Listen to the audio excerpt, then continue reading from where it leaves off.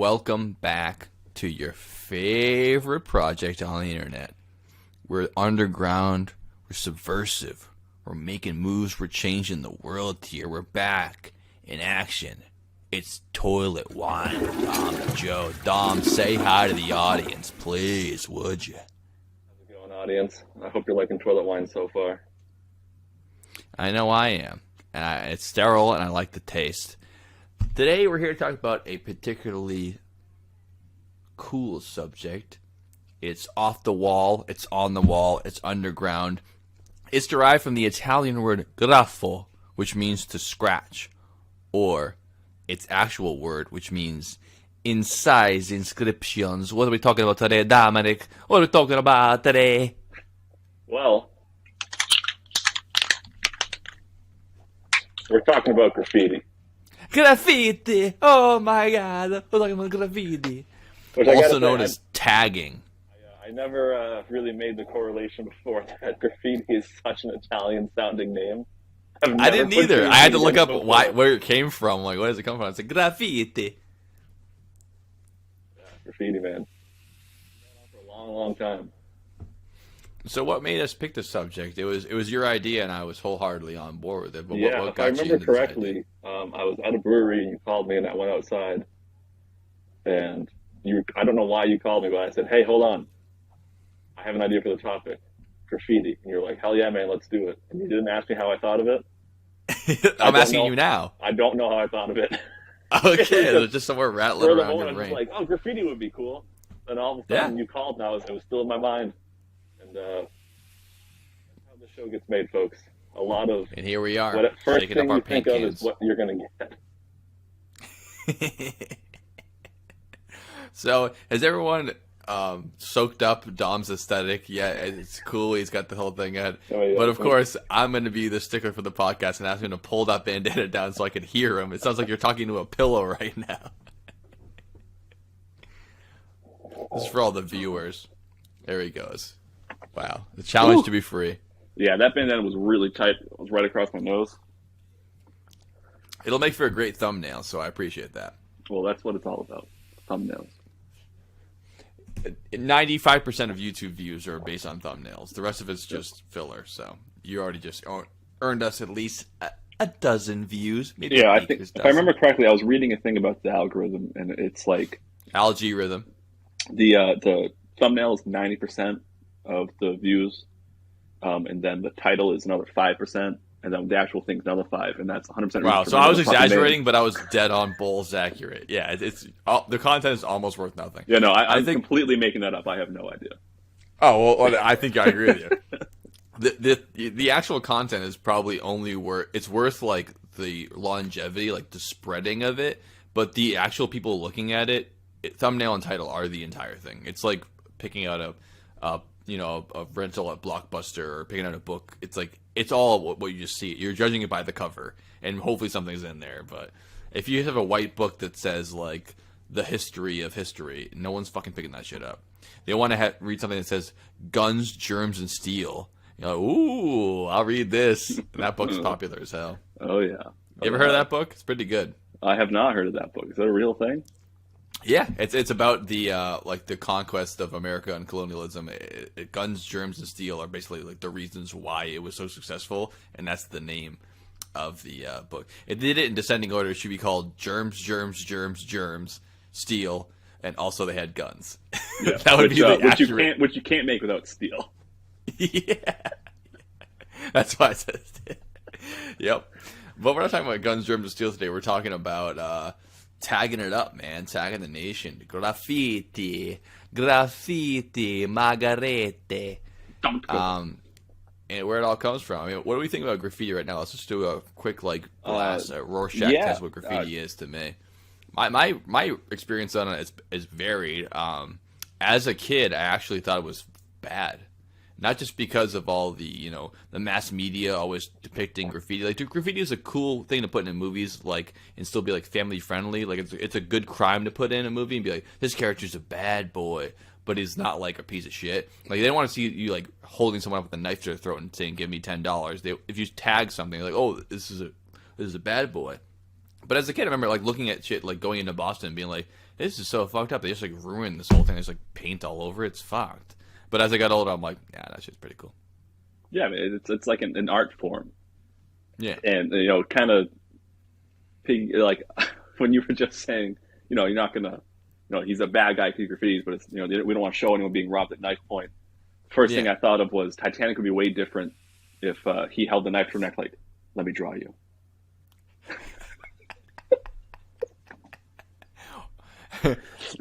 It's up to you. Is it? It's totally your decision. But, graffiti, it's one of those things. Right? It's really cool. I'm glad people do it, and it's stayed popular for so long. But I totally understand why it's illegal, and they build this brand new building. It's like, oh, well, now there's fucking paint all over it. Now we got to go pay someone to go try to get it off. Yeah, it's vandalism. Yeah, it's you don't have to break vandalism. a window to ruin a building. You can just paint all over it. Yeah, and, ruin it. And but at least nobody dig into that. Sorry, go ahead.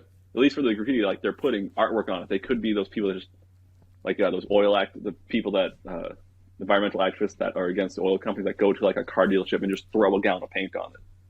Yeah, well, that's better than them. The ones that threw it on actual artwork. Nice, yeah. They just throw paint on the fucking Mona Lisa. Like, yeah, nice, that's good. That's gonna make definite changes. Because she can't have her cake and eat it too. Exactly. But I think that we should dig into in this episode here, where it being called an art form, which I think it is because of the scope of the whole thing. But there's forms of graffiti that cannot be considered art, right? If you write "fuck" on the side of a fucking car, like that's not art. You're just being a shithead most of the time. Yeah. And there's a place you could write "fuck" and it would be art. But I think it's about time, place, intention, and artistic value, which I think we should probably judge it on that. Maybe that'll be the crux of what we're talking about today. But we want to delve into this whole thing. Where did it start? Where does it come from? Where's the future of it? I mean, we have all seen it, unless you live in the middle of nowhere. And even then, you've probably seen no fat chick spray painted on the back of a Mack truck. So everyone's seen graffiti somewhere. In some form. Or even, I forget the name of it, but it's, that little doodle that started during World War II. Everyone used to draw. It was the guy with the nose hanging down, his hands. Like this. Yeah, it was here, not Melvin. It's something like that. Something like that. That was. I mean, obviously it wasn't the early form of graffiti, but that's early graffiti. It was graffiti, and it started in World War II. Some soldiers started doing it, and it expanded, and now you still see people make that little tag. Kilroy was here. Kilroy, yeah. Yeah, that was that. And that makes for spreading an idea a lot more palpable. It's like that super S that we all learned to draw when we were in school. The 90s S. It's like, if it's complex enough and like creative enough, but it's very simple and easily transmissible, it's much like a virus in that way, where it's like the more people can catch it. So Kilroy was here. Obviously, it doesn't take a whole lot of artistic talent to do that, but it's a couple of simple shapes and it makes a recognizable symbol. And I think a lot of popular spreading forms of art, whether it is that S or the Kilroy, it's like that's part of the reason why it's so adoptable by people. I mean, obviously there's varying degrees on artistic talent with graffiti. You can always have the dude drawing a misshapen penis on the side of a building with spray paint, and then half it's blotchy and half it's thin. They don't know what they're doing. Yeah. And people can draw a photorealistic piece of a person with the same paint cans, and you're like, okay, there's varying degrees of how well you can do this thing. It's clearly art to some level. Yeah, it's definitely art. There's plenty of people that never use it as art. They want to do the vandalism thing. But a lot of people spectrum, right? It's either you're just fucking shit up or you're like trying to like make art. And everyone has a paint can, so there's something in between there. Yeah, and I think a lot of the people that are like, oh no, I'm a graffiti artist. Like they really take pride in what they do. They start out as a kid doing like writing fuck or just being like, oh, I wrote my name on something. Like, but then they learn like there's actually like a culture behind it, and like you can build respect and improve your art. That's one of the things that like pulls on me, where it's like it's one of those like slippery slide things where it actually is for positive, where you're like, if you shut people down early saying like you don't ever fucking do this again, then we might not have all the amazing artists we have today if they got shut down in that stage. But at the same time, writing fuck on the side of a city bus is like not helping anybody. Like it's just making life worse for everyone in the world. So it's like you kind of have to get past that aspect of maybe it's probably like fighters too, where like people as kids, punk kids, just like fighting and beating each other up and being complete piece of shit, and then maybe that spawns into a martial arts career or like MMA. Like you can make something out of that, but the initial stages are kind of the make or break point where society is like, cut that shit out, and if you don't cut it out and you discipline yourself, you can make something out of it. But if you don't cut it out and you don't discipline yourself, you're just another person ruining the world we live in, and you're a pain in the ass of collective humanity's ass is hurting. Yeah, it's like it starts off like they're doing the wrong thing, but over time, if you give them the right, I guess, like palette to work through it, you can turn that negative into a positive influence. Which I still, graffiti still doesn't get looked that way because it is still vandalism, no matter how talented you are. Sure. But I'd still rather see someone do a drawing of something than a penis. Yeah, same here. Or it's a very well drawn penis. Like you put some effort into it. There's something to be said. It's like a statement, whatever. Fine, as long as there's some intention behind it. Besides, I just want to, hurt something beautiful. To quote Fight Club. But I think that Providence does a pretty good job at this. Where obviously Providence has like their share of graffiti and shitty words everywhere, especially the trains and everything. It's all sprayed all over. It's terrible. But what they did, instead of banning all artwork, they started commissioning pieces on buildings. So they would have professional artists come in and make these art pieces that were like these blank canvases, which graffiti artists would see as like, oh, this is just an open page. But instead of like letting people just fuck it up, they actually said, have at it, make your art. We're not going to arrest you, do anything. Like, try to make it good. And there's a bunch of amazing pieces of art all over the buildings in Providence, but they are intentional. Time was put into it, and they gave them the space they needed to make these beautiful pieces. And it's some of the best graffiti I've seen in the world, if you can even count it as graffiti, because it's been commissioned by the city to say, go ahead, make this art piece. Like, there's some amazing shit if you just give them carte blanche to do it. And it turns out great, which I wonder if more cities would adopt that, if they would have less destructive graffiti and more beautiful stuff. Because a lot of the time, it's not the fact that they want to fuck shit up. It's just they want to make art that just they're not allowed to. But if you could allow them to and kind of like give them the opportunity to that, you might have something beautiful made out of it instead of a bunch of shitty scribbles. Yeah, especially where you're giving them the time of day. Like they don't have to be looking over their shoulders, making sure no one's watching. They can take their time and do it, and it'll really make it even better. Plus, then when you have something that's that much work into, no one's gonna spray something over it either. That's a big thing too, where no one's ever spray painted over them because they know that actual other artists that they maybe some of them aspire to be have take the time in that, and that's just disrespect. Like you'll spray paint over like a paint job. Like if you spray paint fuck and then they paint over it yellow, you'll spray paint fuck again the next day. But if they make an art piece, it's like, come on, man. Yeah. It's like the unwritten code. You can't be ruining that art. Like if that's true, so is you. Yeah. Have you seen this thing I saw on Reddit? I think it was last year, where this guy, this will relate to you a little bit because the fire hydrant from his house, it was like the paint was super faded, and it was supposed to be red. So he took a red spray paint can, and where it was so faded that you could see the red over what was there before, he sprayed Paint Me onto it, and a couple weeks later they painted the whole fire hydrant. That's great. Because he was like, they're like, well, we got to cover that up. We can't have this on there. And they're like, also, we probably should paint that fire hydrant. It's a win-win. And they matched the color that he painted it with, so it covered it up, and it was. That's a great story. I mean, that really does take like both sides of what this art form can be, where it's just like it's messaging, it's making changes, but it's like minorly destructive and like more it's like making a statement. It's constructive vandalism.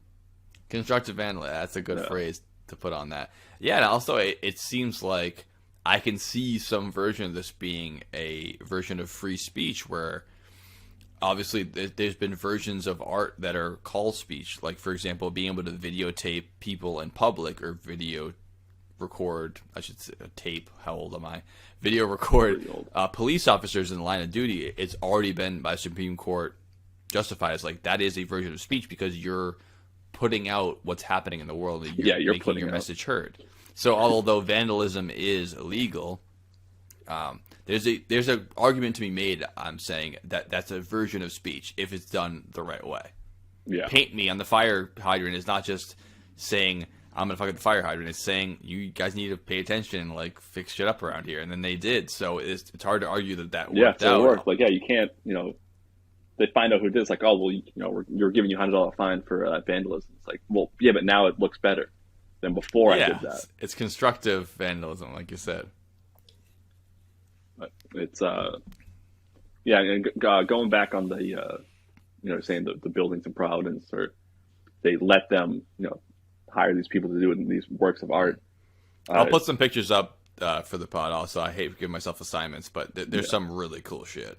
One of them I saw on Reddit before I actually saw it in real life, and it was like a piece of art. I'm like, oh, it looks so cool. And then I was walking downtown. I'm like, that's where I live. I didn't even know that was that. The Leo thing, the beer. Yeah, I was like, I did the fucking thing. But one of the things I learned while I was researching this was how important respect is in the graffiti game. Where you actually start low, and there are these people that are higher than you that better art. And if you're young, you don't know, you're just getting into it, you do something stupid over someone else's piece. Next thing you know, these people they're mad at you now. It's so good. Some self-policing in communities is not a bad move, especially if it doesn't actually have to incur penalties by law. Like just like the self-policing to be like keep each other in check kind of thing. Yeah. So now, like, say you're tagged, like you just draw like a really rudimentary just Mario face. That's what you do.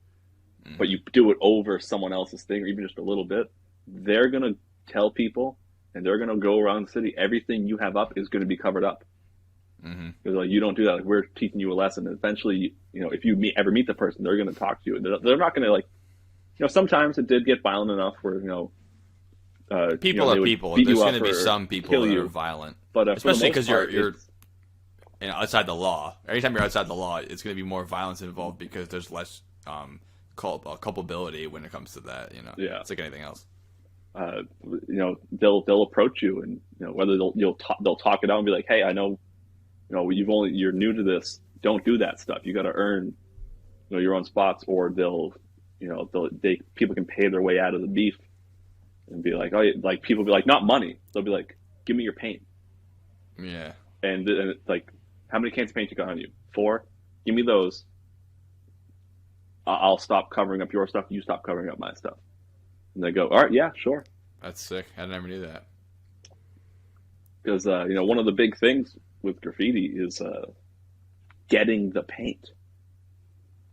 Sure. I mean, obviously, it's kind of like buying eggs on Halloween, right? Like, as soon as you're buying it, like, what do you need this for? It's like, I have to mark the streets. I work with the dig safe. Like, yeah, okay. Yeah. It's like, well, why are you buying blue? Like, why are you buying a rainbow of spray paint cans? Yeah. If you're just and also, how come you're using cash and all this stuff? Yeah, it raises. I mean, it's. Yeah. I mean, you look at it now. You go to any store, the spray paint. You have to be 18 to buy it now. Some places it's locked behind the cage, and you have to have someone come with the key. Yeah, a lot of places it's locked up. Yeah. Because of that. It's just a simple thing, but you can't really make it yourself, so you have to buy it. Yeah. You can run down to the store and buy 100 pack of pens. They're like, oh yeah, whatever. You're walking with 15 cans of this? They're like, what are you doing? Yeah, there's a reason you're not painting your house with this. Usually if you're buying one can and you're doing it like for a home project, that can will last you years. Sure, yeah, you really don't need that much of it. So, when you get these people, I wonder how long it took them to catch on when it really started getting popular in like the 70s and early 80s. Being like, there was a lot of people coming in and buying 20 cans of spray paint. The next thing you know, we have to replace an entire subway car because it's just covered in paint. For sure. And I think there's also like one of those, their first response is probably to be to ban the entire thing. Like everyone's first response when they're mad at shit on like a societal level is like, just ban it. Like get rid of like all spray paint should be banned immediately. But like they probably think like this is useful in many other ways. This is like one version of using it, but like, all kinds of industries use these paint cans. We can't just ban them outright, so we have to start like policing the sale of them. You got to find a way to do it without being like, you can't be like, well, you need a license to buy spray paint. Like that wouldn't work. That would backfire worse than banning it altogether. Yes, which I'm sure they considered both those options when Oh, it I'm started sure getting they more did. Yeah. popular. You know, it's like when the drones start getting popular, they're like, you need to register your drone. People are like, no, you can't make me Yeah, do yeah. that. There's always I that can balance have it of shipped to like, my house. I'm not going to register that I have it. exactly. It's like, Yeah, there's always some kind of balance there where it's like, how much autonomy can you have, and is it worth making everyone? That's why it's always strange to me, like when it takes a lot of political weight and like societal weight to make people license something, whether it's a gun, a car, whatever it is. Like you registering something is an indictment on like the activity itself. Like the very fact that you have to put yourself, your name, or anything else to be like, I'm signing this document, I'm paying you money just to be able to do a thing that I could already do altogether. And the fact that everyone agrees on it, it means that it must have had a major impact before. I mean, no one makes you register to buy like, a gumball. But, if you buy eggs on Halloween, people are like, what the fuck's going on here? Yeah. Like, Why do you, what are you making 15 cakes? You don't need all these eggs. I'm making a All Saints Day cake, so I need it for tomorrow. That's when the smart people would go for the 5 days leading up to Halloween, go to 5 different stores, one day each, buy a dozen eggs, and it doesn't catch on. It's like kind of like I know we're getting off topic of graffiti a little bit, but in South Park when they TP'd the house and toilet paper, Yeah. Hey, you be careful with this gum now. Toilet paper. It's like that's exactly. the perfect way to capture. Like, yeah, no, a big enough amount of anything is suspicious. Of course, yeah, and also the timing and everything else. Yeah, it's just weird. Yeah, so it is also funny that like making purchases can be suspicious. Like if you buy a certain combination of things, people are like, "What are you up to?" It's like, "What do you care?" Like I'm just buying this thing. It's like, yeah, but if you take bleach and XYZ, you guys can look it up at home. You can make mustard gas. And people, like, if they buy it together, like you're automatically flagged on the list to be like, "Why are you buying these things?" Why are you buying cucumbers and condoms? Put them on the list. Are you teaching a blowjob class, or is this some kind of It's a very, very different kind of list, but still a list you don't want to be on. All right, this bunch of bananas seems okay, but cucumber, something's going on here. Did you ever watch? I now pronounce you Chuck and Larry. I'm assuming you probably didn't. I know I saw it when it came out. If I remember correctly, it has Adam Sandler, Paul Blart, Mein Kampf, and Jessica Biel's Behind in it. Yes, and Steve Buscemi. Oh, Steve Buscemi's it. Well, it's part of the Happy Madison shit, I'm sure. Jessica Biel. Oh, I'm so glad. I forgot we're not on Zoom. Everyone can see it. It's beautiful. It's Buscemi in the flesh. He's been on a couple episodes of Dylan Joe Mason podcast. Mostly the live ones. But yeah, no, I remember the movie, which is another one. I know it's so cliche to be like, you can never make that today, but like the entire idea being like, can you imagine being gay? It's like, yeah. Yeah, no, that wouldn't work today. But even at the time, it was a little bit like late to do that joke. It was like a '90s joke they did in like 2003. It was kind of. I think it was. I mean, I remember it not being very. Like it was. It was even later than that. I think it was late. Yeah. Yeah, it was definitely like the bloom was off the rose of Adam Sandler, and like that he was spiraling towards Grown Ups and Jack and Jill. Like he was on a bad path there. Spiraling. Yeah. But yeah, no, there's a scene there where Steve Buscemi's like the investigator to see if they're really gay and married. He's digging through their trash. Like we need gay stuff. I also love that too. That was a real like concept. Like, of course you can get married, but like there's a gay investigator. Like there's no fucking way that ever happened.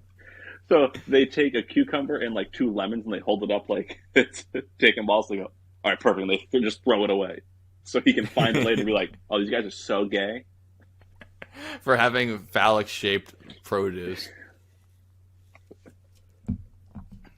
That is a weird movie. Yeah, I never saw the whole thing. Yeah, don't forget also they're firefighters in that movie. Yeah, which is the it's like the Navy. It's like you're macho but gay. BUTT. I was gonna say, are you saying macho but you're also gay, or it's macho but gay? Because they do it both.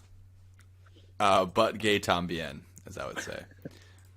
So yeah, I was thinking we could like look back at where this all came from. Obviously, it was popularized in the 70s and 80s in America, and I think it's been stifled a little bit, but it's still going strong because although there's probably less graffiti than there was at the time because it's policed more strongly. There's probably more artists than ever. There's just more people, and the idea is more far spread. Probably more places more talented giving artists, them spots to do it also. Like in What's that? there's probably also more spots where they're allowing them to do it. Like Oh, like yeah. oh like like like oh well, they figure, oh, well, we're not Sanctioned. gonna be able to stop you. You can do it right there. If you want to do it, come talk to us. Show us what you can do, and we'll give you a And I think platform. again we're digressing a little bit here, but like Yeah. I think that this is such a good way to deal with things like that. Like if there's things in society that you don't want to happen, and they're going to happen, and people aren't violent criminals, let them do it in the environment in which you want to do it, and make them pay you. It's a win-win. Yeah. It's like do the shit that we consider illegal. We don't like the shit. Do it where we want you to do it, how we want you to do it, and pay us. It's like a government dream. The only thing they're missing is telling you not to do it. They're getting like 3 out of 4 things, and they're getting paid, which is like it just makes no sense to me to be like, you just don't do that at all. It's like let them do it. By the way, they're gonna do it anyway, so just let them do it, and then tell them how, where, when, and make them pay you. I said And it works out. Wow, where, how? I said who? I said who, wow, where, how. Yeah, but it's it's been going on for a really long time. First thing I think of is I don't know if it's technically considered graffiti, but it's on a wall. Art started with cave paintings. That's what I was going to say. Arguably, the first type of art ever is graffiti. Like you're literally painting a wall. That was all you had. You didn't have paper, canvas. You could do like we're in a cave. There's a hard surface there. We can crush these berries up and mix it with these other Blow them plants out of your mouth and just spray them all over. and you And it was even sprayed a lot of time with the mouth. Just it was like the spray paint was one of the first versions of painting. And I think that I would consider that graffiti. I think maybe even reverse it. Graffiti is cave painting. That's a new version of it. It's because those types of painting, not only is it a way to paint in a time before canvases and XYZ, it was clearly done as an expression. It wasn't meant to be like a public statement, or you weren't trying to make money off of it or resources off it. You just were saying, I feel a certain way. I want to take what's in my brain and put it out into the world. And cave paintings were not only the earliest art form that we know about, but like clearly a version of that. I want to take what's in here and put it out there and have it stay here so that maybe some other people will see it and they'll be affected by it. But most of all, I know it's there. It's still there. Yeah, and if you really think about it now, they went from painting it inside where they were living to now it's like, well, we don't want to do it inside. We'll put it on the outside of what we're living in or what we're using to get around with. It's basically the same concept still. It's as old as human experience. It's older than writing is painting. Just painting on walls or whatever. Babies can draw pictures before they can write anything. It's the same fucking thing. Yeah, babies really need to step it up with that. Yeah, babies graffiti is terrible. It's always like handprints and stuff. Like, play it out. Pretty play it out. What, is that supposed to be a deer? That's one of the oldest cave paintings I've seen too, where it's like 50 handprints where the person who was painting it like blew it out their mouth, so like it hit the back of their hand and it would make a shape of it. And I was the historian that discovered it, and I was like, we have someone who painted 50 turkeys, but we're in Indonesia. Were there turkeys in Indonesia at the time? I'm just asking questions. Well, like the dumbest fucking people on the internet go, I'm just asking questions. No, you're not. But you know you're what? stating bullshit. That's a pretty valid way to look at it, though. For like, not now, like 600 years ago. Yeah. I mean, the reason Native Americans got nicknamed Indians is because Columbus was like, "Oh, we reached India." It's like, why do you think that? You just because you said it's where you were going to go and you ended up somewhere else. You're like, you're Indians now. He clearly knew it wasn't India, but he's like, I'm not about to be proved wrong after 4 months. This is India. Yeah, it's like, this is what it is. There are turkeys in Indonesia, and there are Indians in America. And there's Indonesians in Turkey. But yeah, Cape, yeah. Mm-hmm. Fuck yeah. So that's the earliest one, but it goes back. Basically, we can't find a time without it. You wouldn't consider it graffiti in the way of painting walls and shit like that, but actual graffiti, meaning that clearly it was not meant to be there. Some either talented artist or degenerate dickhead was carving stuff into walls. Like, think about being in any public bathroom or anything. Like, people just take a sharp object and start just making their mark in there. And that goes as far back as the Egyptians, obviously Greece and the Roman Empire, the major, so, political powers we know about. You can kind of say, it transitioned from cave paintings to graffiti when the concept of vandalism came about. Is probably what really did it. Yeah. And I think that's a perfect way to bring up, which I want to mention, is that what does that term mean? Vandalism? Do you know where that comes from? Oh, you've told me it before. You got to say it because you know it much better than I do. I'll say it again. It is very it happens. Yeah, it's completely connected to the Roman Empire because one of the what they consider barbarian tribes at the time. There was so many of them. Watch the Viking episode from this week if you want to check that out. But there is a entire tribe of peoples called the Vandals, and the Vandals were the first tribe ever since the rise of the Roman Empire to go into Rome, tear it the fuck to pieces, and just destroy the whole thing. So that term comes from the idea of someone destroying pieces of property for their own benefit, like a vandal, one of these vandals of this tribe. So vandalism comes from the term of acting like a vandal. So that's why we still use the term now from that ancient Roman idea of vandalism, to destroy. That means that everyone who is participating in this activity of graffiti is hearkening back to the fall of the Roman Empire. You're being a vandal. Don't ruin our society. Well, see, now that's almost like a form of cultural appropriation. He's a vandal. It's like, he is an American, sir. The Vandals are a proud people that no longer exist, okay? You don't talk shit about the Vandals. Yeah, but, that would be so great if someone's spray painting and the police come and it's like, you're committing vandalism. It's like, that's the song of my peoples. Are you stifling my personal journey, my ancestors?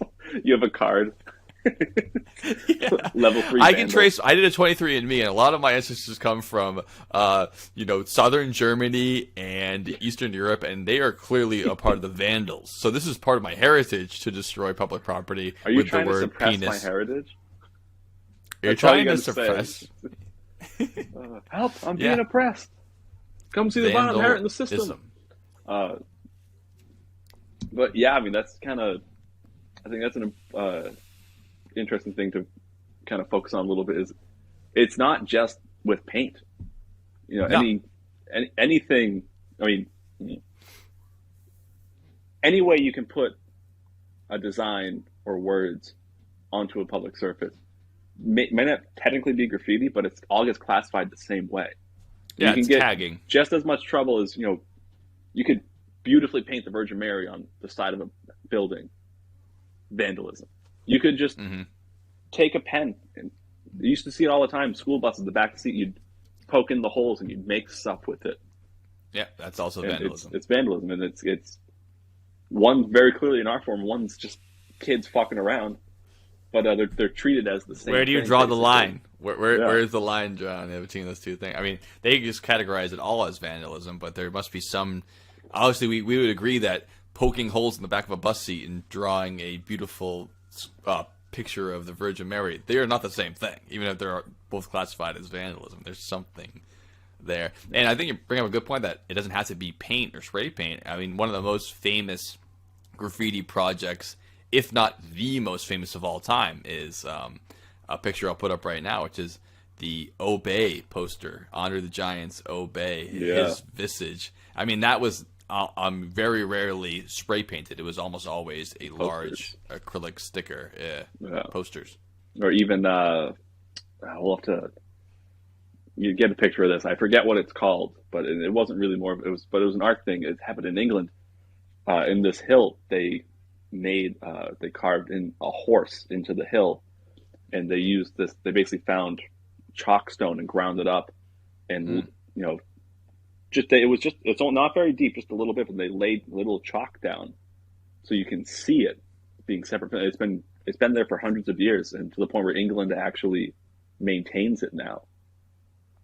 Yeah, they have that ancient ground. It's the sleeping giant it's a similar thing where it's like built into the hill, where it's all these like basically you consider it like it's public art or whatever, but they save it because it's like this was made so long ago, like it is a piece of art. But at the time, it's hard to say whether it was commissioned by the powers that be or if it's just a couple of vandals going out there and making a couple of guys with an idea, and they're just doing it. And now it's like it's a work of art. It's history.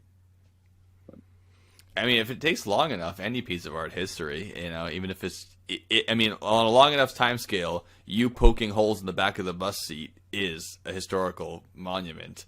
The time scale will probably be after the apocalypse, but depending on how long it is between, it's a piece of history. And anytime someone says on a long enough timeline, I just think of Fight Club. I go, on a long enough timeline, everyone's chance of survival drops to 0. I hate how much that movie's been trashed because the backlash was so strong. It was so popular, and then everyone like got so mad at it because it was too popular. And of course, every asshole it's like their favorite movie. It's like, no, you didn't get the message. Yeah, but I love that movie, and there's so many good quotes in it. People wanted to be a cult classic, and it got popular, and they got mad about it. Yeah, it's like the Joker, where it's like they're taking all the wrong messages from it, so it ruins the character. It's like, yeah, you should just hurt people. It's like, no, it was trying to say how that's not, but it's kind of shining a light on a society. It's like, all right, you missed the whole thing. Just work out more and hit people that you don't like. Just go do that. Yeah, that's stupid. But Tyler Durden is not a good guy. Okay, that's not you're not supposed to be wanting to be not like at all. But yeah. So you're talking, it's some of the earliest things were in Egypt and in Rome. Yeah. But I think it's part of Rome at the time was a popular one I know you wanted to talk about was the graffiti of Pompeii. Oh, I mean, easily the most famous. I mean, outside of the Obey poster, I mean, it's got to be up there for the best one ever, right? Isn't it Your Mama joke? Yes, I was looking. It's the first Your Mama joke. I forget what the actual in joke history is. I mean, that is clearly vandalism, but because it's so long ago, it's like it's a piece of art. Like you need to just preserve this thing. But I was doing a little bit of research on it, and it turns out I mean, Pompeii was if there's like one fuck the city of Atlantis. If I want to see some ancient thing, I want to see what Pompeii was like because they had established restaurants. And it's also real. But, it was a very advanced town compared to the rest of it was it was one of the most modern places in the world. It's the height of the Roman Empire. I mean, that's as good as you're gonna get for the time. And, outside of China, probably no one had more advanced civilization. Then all of a sudden, big Rome didn't like what was going on, so they paid off the earth to do a little dust up, cover it all up. It was a hit job. Pompeii never even happened. Those were all paid actors. Just put up a picture of Alex Jones right there. Just flash it for a second. Those aren't people encrusted in magma. Those are all statues. They were commissioned by the Roman government to make us feel bad about destroying the earth. Do a flash of Alex Jones like Tyler Durden before he shows up in Fight Club. He's in the background really quick. Alex Jones doesn't exist. He's just me when I'm at my most insane.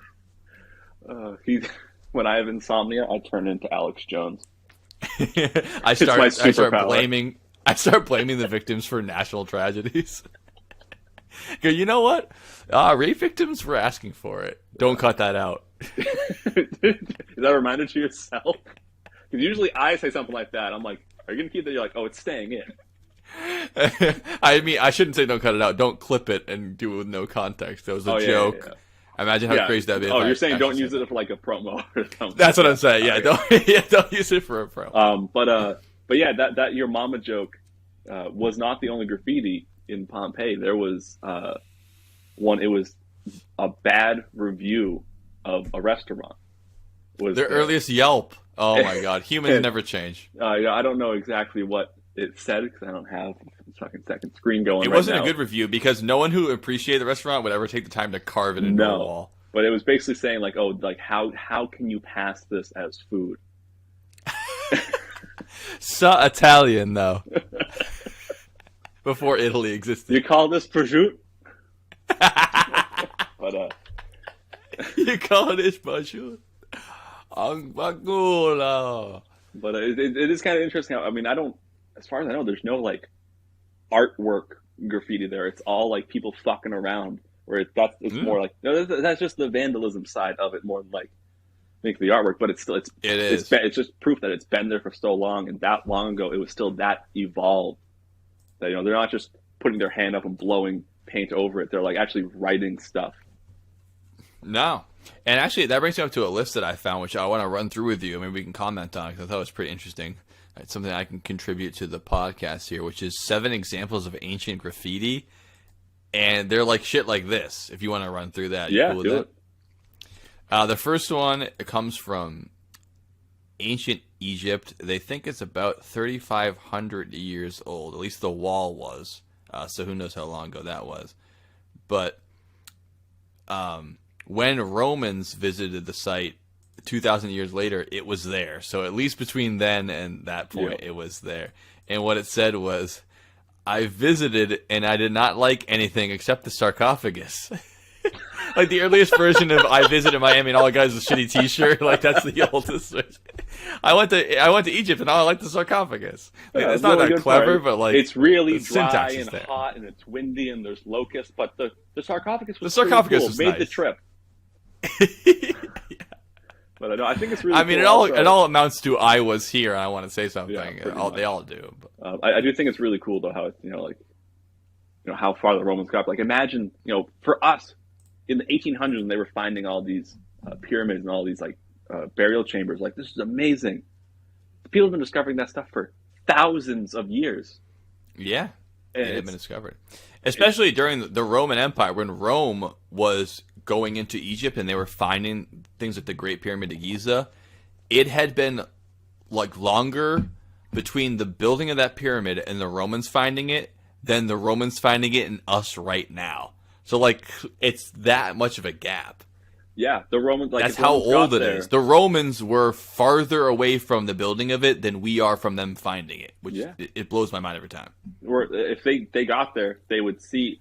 Obviously Egypt has never been an abandoned country. There's still people living there. But to them, they were discovering ancient civilization. Yeah, they would go, "Hey, that big pyramid thing. When was that built? Who built that?" They're like, "We have no idea. It's always been here."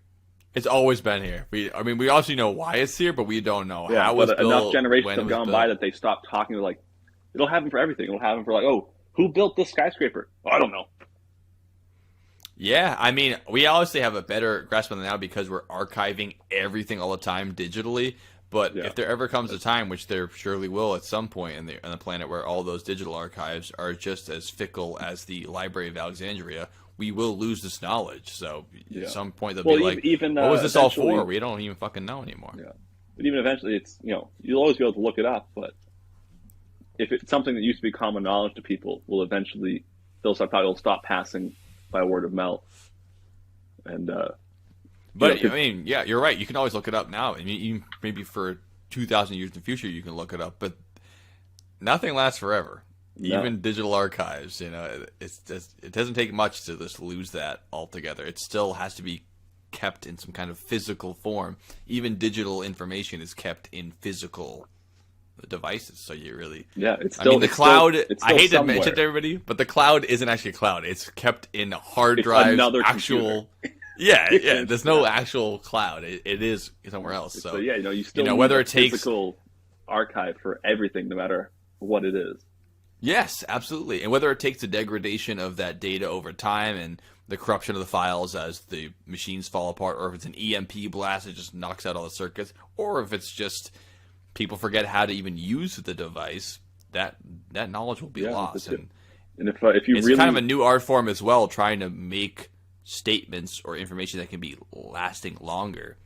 And they're testing out new ways to save information that it has longer spanning. When they're thinking about things about like radiation or the seed bank in the Arctic, like they're trying to think of ways that, sure, it would take 1,000 years for this to run out. We're thinking on a longer scale than that. We're trying to figure out ways to actually save information farther than just, we'll put the laptop in this expensive company's warehouse and they'll never go out of business. It's like, we're not talking about 50 years. We're talking about like 3,000 years. It's a lot more. Yeah, we've discovered enough, then we've dealt with, finding things like, we found all these ancient texts on carved into these tablets, but no one can figure out what language it is.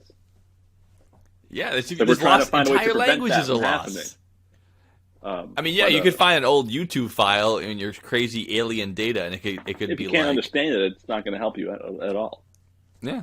But if you really want to dive deep quickly into the concept of What a fucking paradox that is. Let's dive deep quickly.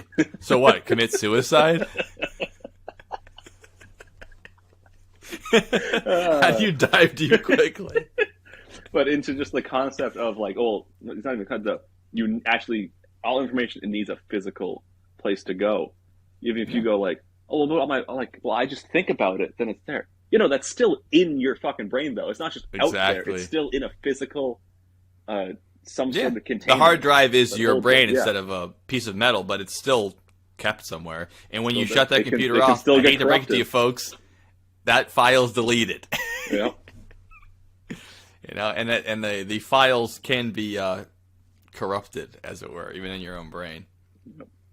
They're very fallible devices here. We have the best computers in the world up here, but at least computers don't change their files every 3 years. Actually, was it a red car? I don't really remember. Well, yeah, of course you don't. All right. It's all so what's number 6? Number 6 will be shown after this commercial break. Hey. Must be the money. If you want to go and take a ride with me, I want to put that in the video, but we will be flagged again. Hey, we're going to get banned.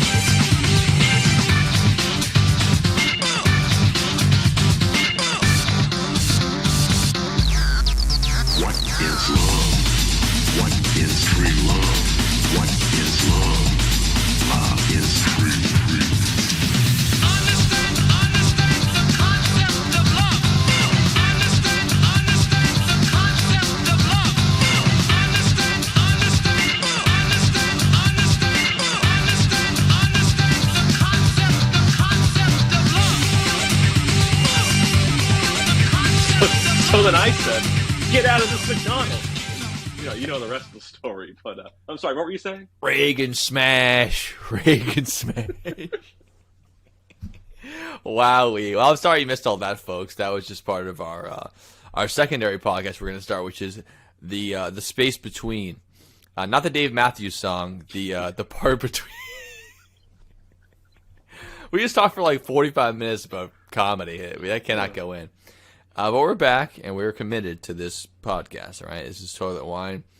And we're in the middle of our list of ancient graffiti. Trying to look back on how long graffiti's been around. We just came from the last one, which is another Egypt trip. This is the next one. And this is a Pompeii one, which we mentioned before. Ooh. Pompeii. But this is not the famous Your Mama joke in Pompeii. And it's not as funny as the guy who was frozen throughout all time mid-jack, which has got to be... Jagging off. Which is not the first time we've talked about that on the podcast, by the way. Yeah, that's why I bring it up again. But it's not even just that. That's that circle of funny where it's funny and it's not funny. It gets less and less funny. That's that embarrassing. You get caught jacking off. Then you get caught jacking off in a catastrophe. Then you get caught jacking off in a catastrophe for 2,000 years. All of a sudden, you're a legend. Yeah. Like, it just takes some time. Like, that day, it'd be like, look at this sick fuck. Like, oh, it's sad. But immediately, it's like, yeah, it gets better. Anyways, here's the graffiti. I can't read Latin, but this is what it says. You love Iris, but she does not love you. It's like a shit-talking thing. Like, I don't care how much you love Pamela. She doesn't like you. It's just like gossip So shit talk. Yeah, it really shows you. From Pompeii. You always say, oh, I wonder what, like, people talked about, like, 2,000 years ago. Same shit as today. It's like, it's all the same stuff. Different technologies, it's all relatively different, but it's like, oh, yeah, that's why there's the your mama joke. There's oh, yeah, your girl does not love you. I don't care what you think. Which I'm sure... Even if it's untrue, history goes to the victors. Like Irish did not love that guy. I'm convinced he did and not. also, you Or lose she did not. some stuff in translation. This also, it's like writing a text message. You can't put like sarcasm or anything into it. That's definitely like I'm dissing. It's a slam. It's dissing him. Yeah, it's exactly what it is. The next one I have is from the Greek island of Astipaleia or Astipalaia. Either way, it's a 2,500-year-old piece of graffiti. And here's how it goes. Forgive me on the name pronunciation, but it says, Nikastimos was here mounting Timonia. Wait, so it's literally John Stamos was there? Yeah, well, I mean, come on. He's Greek, famously. But it's literally a graffiti of I banged this girl here. Yeah. I mean, it's more than I was here. It's I was here copulating with somebody. Yeah. So when you're it's kind of the proto here. Snapchat when you put your phone down and start filming. Which I've never done. The ancient version of pinning a used condom on the wall and saving it forever. That's a sexual conquest. That's worse. But no sheep's intestines going on there. No. Yeah, I always forget how fucking old Greece is, because I mean I know they were a huge old society, very important, but I always think Romans and Egyptians, but Greece was in the middle. Yeah, if not more important than ever. They're the ones that invented democracy. Yeah, I mean, like actually, in a lot of ways, Rome really kind of took Greece's lunch and was like, yeah, we're just going to run with that. Like, Rome was just the more successful modern version of Greece. Yeah, and Italy hasn't without gone Greece, there would yet, not so be they're still more successful. Yes, still. But, I mean, clearly, without Greece, Rome would not be what Rome is. Yeah. And I'm sure Egypt probably has their version of that, but we really don't know them. So, and well, hold on now. So that name you said you didn't know how to pronounce it. Being Greece, we do not know that is a woman's name. Timiona? Yeah, it could be a man's name. I mean, it is Greece after all. We know what they're known for. And Greece is the word. It's the word. It's the way that we're feeling. Burp, burp, burp, na, na, na, na. I don't know what song you're singing. You don't know? You ever seen the movie Grease, starring John Stamos? Yeah. You don't know the Frankie Valli? Grease is the word, is the word. Oh yeah. Grease is the way we are feeling. Na, na, na, na. That song slaps balls. Oh yeah, that song rocks, dude. Frankie Valli rocks, and I would put him in this podcast if I wasn't going to get flagged immediately. Sorry, you don't have to. You just sang it better than he ever could. Oh, thank you, but also, you lie. Teacher's pet. Next up on the, we're gonna blow right past this one. This one's called A Menagerie of Wild Animals. It's from 2,000 years ago in Sudan, and it's literally someone carved a beautiful picture of animals on the side of a monument. So obviously it was not sanctioned. It's someone just fucking they really graffitied it up. That's like legit. Like that's more on like we're saying like that's just vandalism. It is vandalism, but it looks nice. But it looks good. It's history now. That's actually but that's not as funny. I was thinking about that the wrong way. So actually, that is the most graffiti-like on the list so far, where it's like a work of art, but it's not as fun to talk about. It's defacing it. Yeah, exactly. We have the next one, which happened, another one in Egypt, because these are all the oldest ones, but there's two of them in the same area, which is, these are both in quotation marks, Drunks of Menkware and the Friends of Khufu gang. It's like a couple of fucking teenagers being like, we're the drunks, or we're the Khufu gang, and they're carving it up on the walls. That's clearly graffiti. A lot of people don't know this, but similar to like vandalism, like you are a vandal, the phrase like being drunk came from that gang in Egypt. That's all true, and you heard it here first, folks. There's a word square. That's boring. That one doesn't really matter. It's just a bunch of letters. But here's the last one. And this one might be the most poignant and the probably the most important piece that I've heard. It's in northern Arabia, which is now in modern day Syria. And on this list I'm reading, they don't know exactly what it's from, but it might be the most well-spoken one yet. It goes like this. My hand will wear out, but this inscription will remain. Is there any better description that's of like real graffiti than meta. that? And not only was he, being poignant and thinking outside of his head or her head, it's right. We're talking about it in 2023. Right, Like, yeah, that inscription does remain. That's the real. It's etched in stone. Yeah, and isn't that the most prototypical idea of graffiti? I was here. I existed. I lived. I mattered. Please, someone notice me. Notice me, senpai. Notice me. I added something to this world, and whether you think, you look at it that way or not, like I'm looking at it, like I did this. I added this to it. Right. Some people are lucky enough that it does make it thousands of years, and people are still talking about it. Mm-hmm. But all right, now you have. The thing is, put it on famous ancient monuments and not on bus stop bathrooms, and you have a better odds on it lasting 500 years instead of 20 days. So clearly, obviously, that's those 7 top ancient graffitis, I think is what the list was. Yeah. Well, there's one you got to look up. We got to find the actual Yo Mama joke from Pompeii. We got to say the actual joke while we're here. Yeah, well, we'll do that in a break because I don't really want to spend like 10 minutes in the middle of this looking it up. But hey there, you toilet wineheads, you toilet winos. I looked up the Pompeii inscription, the graffiti, and we were wrong, but it's even funnier. It's not a Yo Mama joke, but the inscription goes like this. Weep, you girls. My penis has given you up. Now it penetrates men's behinds. Goodbye, wondrous femininity. So actually it's even better. So anyways, that's what it said. Back to the pod.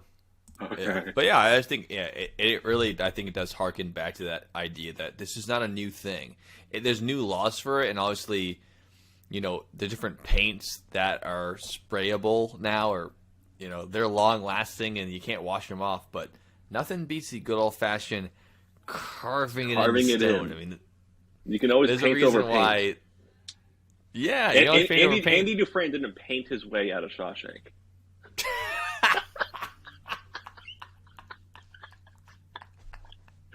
Clip it. Oh, obviously that's going in the end. That's fucking great. But yeah. Clippy. Okay. But yeah, no, it really shows how long it's not just how long graffiti's been around, it's how long the concept of like, oh, well, I can leave a like, I want people to see this. They're not leaving a lasting mark. Even your girlfriend doesn't love you. It's like, well, I want people to know that. Like, oh, I had sex here. I want people to know that. Yeah. I drew this beautiful painting. I want people to see it. And, obviously my name will be attached to it at some point onto it. Right. But it's more, it's not, I think it's not about the vandalism of it. Even if it starts out that way, it's more about, you want to not spread the word because it's a picture, but, you want people to see it. Yeah, I think that it's a very human mentality. I mean, we are cursed as the only animals who know we're going to die one day, and that makes it all the more important to be alive now. And there is a quest to be immortal for everyone on Earth, even people who don't want to live anymore. It's like you have this idea of wanting to live on in some way, shape, or form. Either you want an afterlife to exist, or you want your descendants to carry on your message, or you want to just carve something in the wall and say, at some point I existed. Please just someone notice I was real before I died. Yeah. I don't think it's, not only is it not unique to people, it's completely universal. Every human feels this to some degree. It's part of being a human on planet Earth is to say, I know I'm not going to be here one day, but I want to make my existence spread beyond that in some way. I mean, it's not fair to be an animal that knows you're going to die. It's fucked up to know that. We shouldn't know it. It's too much knowledge. It's terrible. Yeah, it's too much. I was looking at Kira the other day. She's laying on her chair, just for half an hour, head on the headrest, just staring into nothingness like it's nothing. And I'm like, yeah, I'm bored and I'm using my phone. She's not it's bored. so nice. She's It's kinda- almost so. I like almost not all the time, obviously, but it'd be nice to everyone like just once It is a curse. experience. The Yeah. time means Living in the nothing. moment. You're just existing, and you don't know anything else about it. You're just like, well, I gotta eat, I gotta shit. If someone rolls my belly, it feels But good. yeah, but even then, she's not thinking about shitting later. She's like, I don't have to shit right now, so maybe I'll never She shit doesn't again. think about it until it comes out. Yeah, exactly. That's in the moment of it. But funny enough, even dogs have that instinct to want to be like pissing on a tree and be like, I was here. Like, just know Yes. I exist in this world. They don't know they're going to be gone, but they still want other dogs to know I was here at some point. But yeah, it is a curse of humanity to know that you have to leave, and other animals don't know it. But they're like, oh yeah, the elephants have funerals and chimpanzees mourn their dead. That's all well and good. And me and Dylan have talked about it in the podcast before, which is animals do understand death. The higher cognition animals, like elephants, like dogs, like apes, they understand when things die that they're sad. They know they're not going to be there anymore. They want to come back. That's all well and good. But to understand clearly and internally that is going to be me someday in the future, no animal knows that besides humans. No. We're the only ones who know it. And it is a gift and a curse. And graffiti is some kind of artistic extension of that, saying that even if I am gone, whatever her name is, Isla fucked me first. She didn't even love you. And I want people to know that. Yeah, it's the same thing. And, obviously, humor is clearly a pretty big thing into it. I mean, humor is as timeless as art, right? Yeah. We've always wanted to tell jokes. I've carved, a couple of, I did it. I'm not going to say where I did it. You got to go find it. Come on, you can't out yourself like that. No, I carved, I lost my virginity here in 6 different places. Just because I was like, this is so funny. Someone might believe that. And it's not true. Oh my god, are you thinking that he didn't even mount Tialia there? It could have been a big lie. It could have been a Dominic there been. just fucking... Yeah. That could have been his name. Or her name. He's like, if you only put one name there, all it takes, go to a different town, write it, then leave. No one even knows who you are. It's like, oh, some guy or some chick named this was banged here. Isn't that so cool? Wow. Isn't that something? Meanwhile, it's just a Don Morrow It's a pulling a little historical prank document. on someone that probably no one's ever even read where I carved it somewhere. Exactly. Absolutely.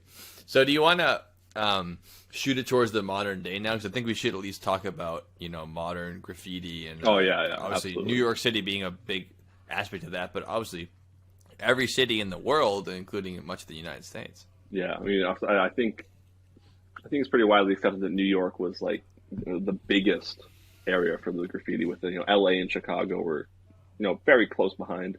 Yeah, it's like But- so many things. It's like rap, it's like disco, like everything starts in New York, and then all the fucking other cities get involved later. But Comedy. yeah, no, it's graffiti really blew up in New York in the late 70s, early 80s, and really, I think what did it was the invention of spray paint. It just made it so much easier. You could run up, something you could fit in your pocket if you had a coat on, and run up and just do a quick tag and leave. Yeah. And I think if people had spray paint in 1910, they'd probably be doing the same thing. yeah, you're not going to walk up with a paintbrush and do it. And even just having the big fucking fat Paint Sharpie bucket. markers with the square Huck head. Finn's up there just painting like Tom Sawyer was here. I told you to paint the fence, not my house. But I got 2 guns. say goodbye, Michelle. Bye, Miss Sheila. But no, I mean, it just a lot of things, it just happened to have, it just blew up, and it was a very common thing is they weren't tagging buildings. It was the subway cars was the main target because it moved across the city, so more people could it's see underground. You can do it in secrecy, Yeah, but it's still a mobile piece of art. it. Easy way to do it, and but I think nothing important to touch on real quick is there's different kinds of graffiti. People are like, oh, you tag, like you're tagging. Tagging's not doing a picture. That's like you do your name really quick and you run away. Mm. And then there's also throw ups. Or in Tony Hawk, if you grind the rail for more points, then you tag that. Yes. Uh, Everything can be related to Tony Hawk. Thought I'd get more out of you for that one. Oh, sorry, I was deep in thought. And you kind of cut me off a little bit. I mean, you really. I was like, Dom's gonna love this. So you're like, yeah. I'm like, oh fuck. But yeah, I'm trying to pull information that I just Gotcha. learned I like 3 hours ago. So, sorry. Go no, ahead. interrupt me as much as you want. But no, tag interrupting you. But then there's this thing called throw ups, which is usually like a small design you can do that was kind of affiliated. I don't with shut your up. name. I grow up. When I look at you, I throw up. All right, now I'm done. You don't want to Stand grow by up. You me. want to be a Toys R Us kid. Yes. And a throw up's like quick little. It doesn't take you long at all. That's where like you can almost do it in daylight. You just do it really quick, and it's a little thing you do that people know. Like, oh, well, that's him. Kind of like a symbol. You can't do Yeah, a it's full almost like a little piece. like an insignia of it's Kilroy was here. Yeah, just like that. It's a quick thing. You don't need to write your name for who did it. They know it's affiliated with it. That's what you did. And then there's the main bombing or writing or it's actually doing the artwork was the bigger things that you would do at night. You would need more than 5 or 10 minutes to do it. You might spend an hour or two on it. Sure. And yeah, those train cars were really the big thing that they would do it on. Yeah. And it very quickly evolved into like a contest. Who can do the biggest, best, and not get caught doing it? And how long can you get it to stay up there? That was a big thing too. They would build like respect. Oh, Because they're gonna want to take it down immediately once they notice it. They go, Yeah. oh, we can't have this. there's again. So is that the introduction of like trying to put it in like hard to get places where like not only can you not paint over this, can you believe I got here? Like it's such a weird spot. Yeah, one of the big things that started evolving as more and more people started doing it, and they were starting to get a little territorial, but also the cities were fighting back against it more. Like one of the big things is they switched a lot of the subway cars from like regular painted subway car to they were using stainless steel subway cars, so they could buff it to make it shiny and take the paint right off it without having to replace it. Because Nice. oftentimes, if it was graffitied enough, they would just take the fucking thing out of circulation. Like we don't want people to see it. We don't want because it encourages people. What a waste of money too. That thing costs a ton. Yeah. To build it, and then just a couple of layers of paint, you have to throw the whole thing out. It's nuts. And that's why it spread. And that's why they did it on the train cars. It goes. That makes sense. There's still stainless steel cars in New York in to 2023. this day. And that's why. But as it started getting more territorial, and like, oh, you can't paint here. Like I have my stuff here. I got this paint. It's been on this wall for 10 years. You can't come touch this. So that's when they started. Some of the people. There's I forget what it's called. There is a name for the people that do it. To go to more dangerous areas, where it's not as much of a look what I paint. It's like, yeah, I made it up here. Can you believe I got here? And I didn't die doing it. Now, yeah. You're gonna come up here and do it? You can't even get your tags to stay on the subway for more than 2 hours. You're not gonna make it up here with me. It's like an arms race of paint. Yeah, it absolutely was definitely it's a look what I can do and you can't system for sure. And some people really respected it, and also there were people that got into a lot of arguments over where you painted what. Sure. And, I know there is a common stigma. It's like gangs marking the territory. That's not really what graffiti was. Is.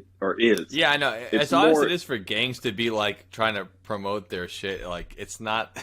No, it's like everything. People are like, it must be the gangs doing it. It's like it's just folks, dude. Like I get that, but no one who's in an actual criminal enterprise is trying to advertise their location at all given times. As much as it sounds like a movie to do that, it's not. Yeah, no. It's at the end of the day, it's still art to these people.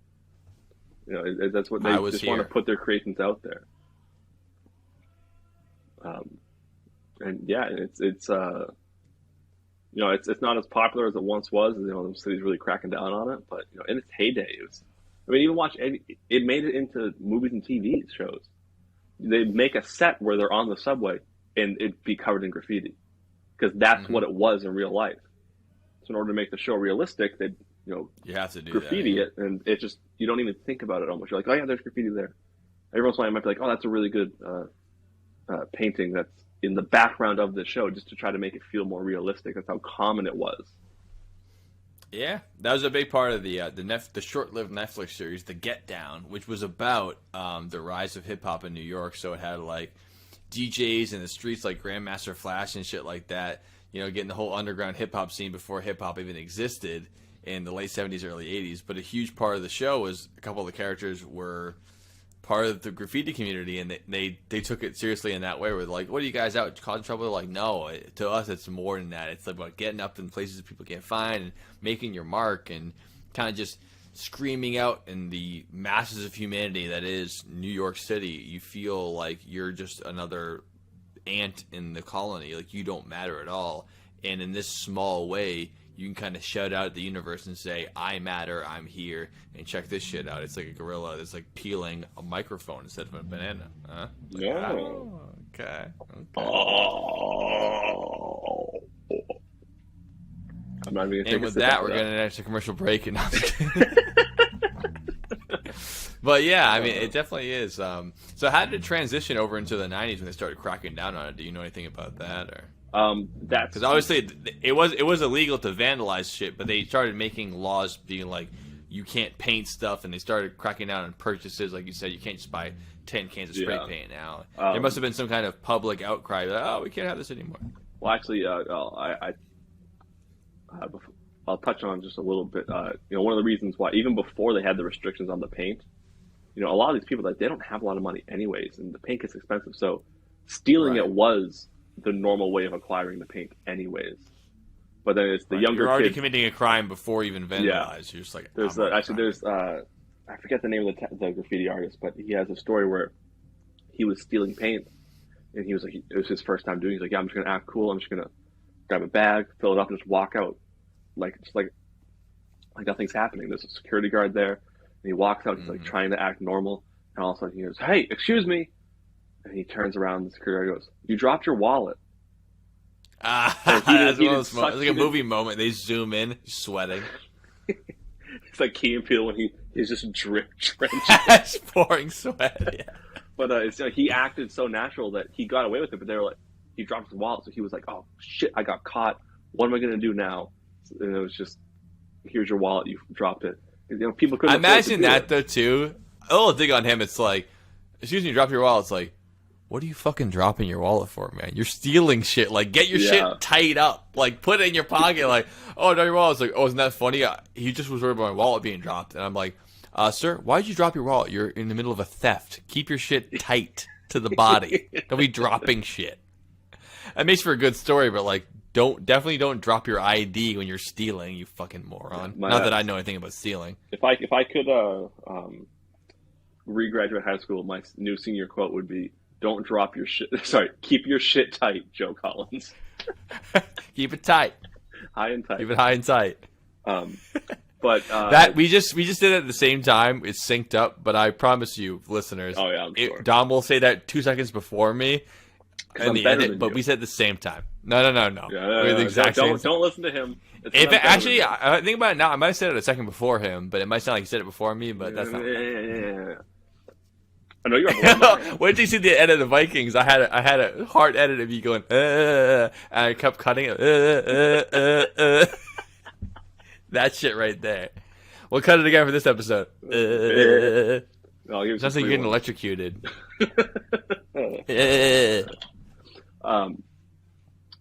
But yeah, so you're like a goat that committed a war crime. Fry him up. I don't want to die. I don't want to die. Michael Clark Douglas. Dude, I went to Greece the other day. I had this thing called Convicted Goat, and I saw some really cool ancient graffiti while I was eating it. It comes pre-cooked. It's like deli meats. It's cured. Chock full of nitrates. It's all nitrates, all amps. Oops, all amps. But yeah, no, towards Oops, all ohms. when they start. Ohms, all amps. What are you talking about? Oh, geez. That all stays in. That all stays in. Oh, it's shocking how many you've pulled out of your ass there. Wow, this podcast is electric. It's stunning, really. See, the thing, if people Don't taste me, bro. We're gonna get both positive and negative reviews of this. Well, I think this podcast is rather grounded.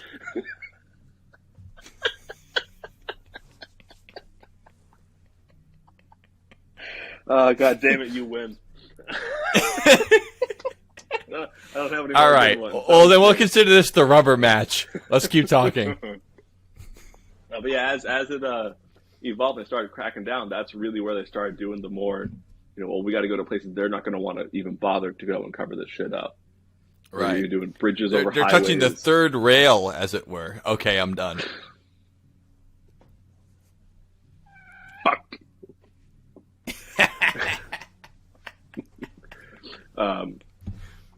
But yeah, that's where it's they had to start going to more dangerous places if they still wanted to do it, because it's not about like even if you can get away with putting it there, if it's only there for a couple days where they cover it back up, it's all that effort and time put into it is wasted. It's gone. Yeah, you can't take a picture with your phone and be like put it on Instagram, because not only should you not get caught, no one's going to notice it. You're hoping people notice it. I mean, you can't just you're relying on post shit to the world.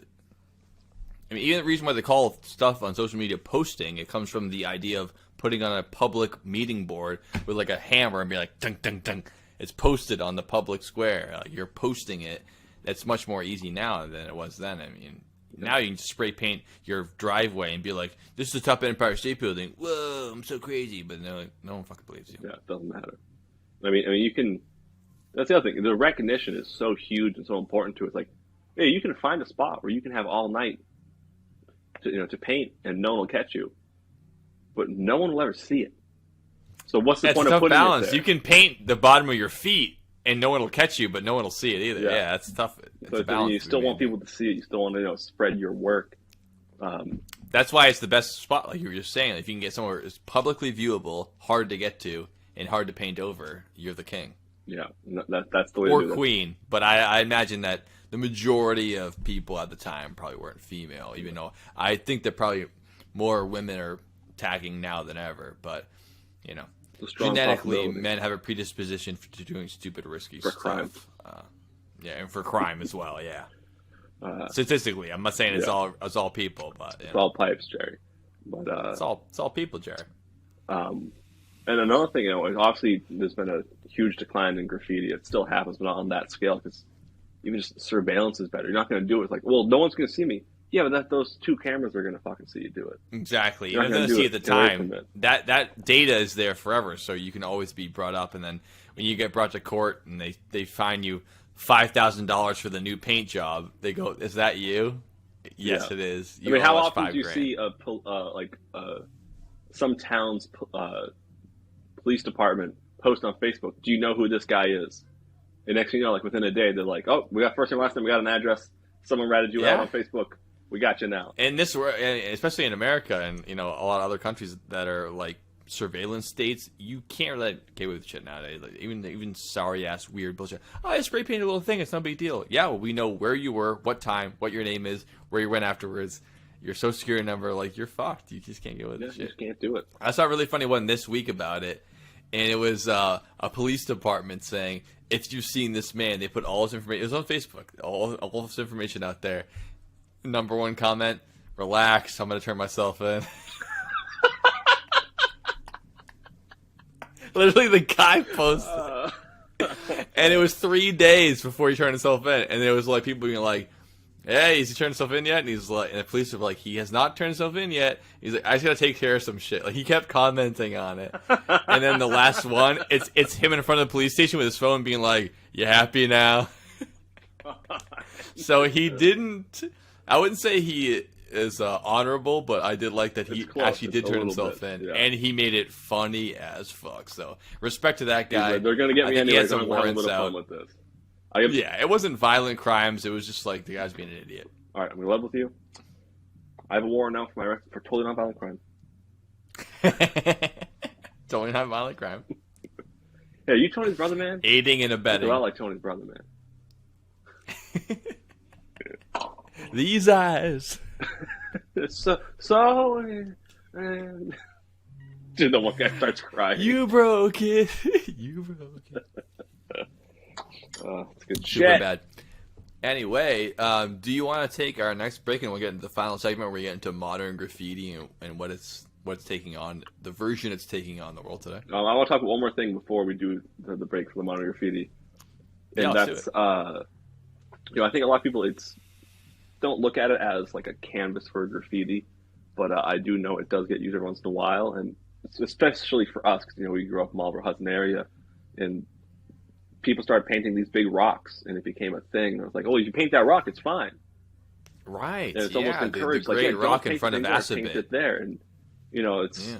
I know our family's painted it a couple times. They did it when Brendan came back from Desert Storm. We did it for Angel's 15th birthday one time, and it's a lot of the times it's a happy birthday or a welcome home or it's like a memorial for someone who had passed away.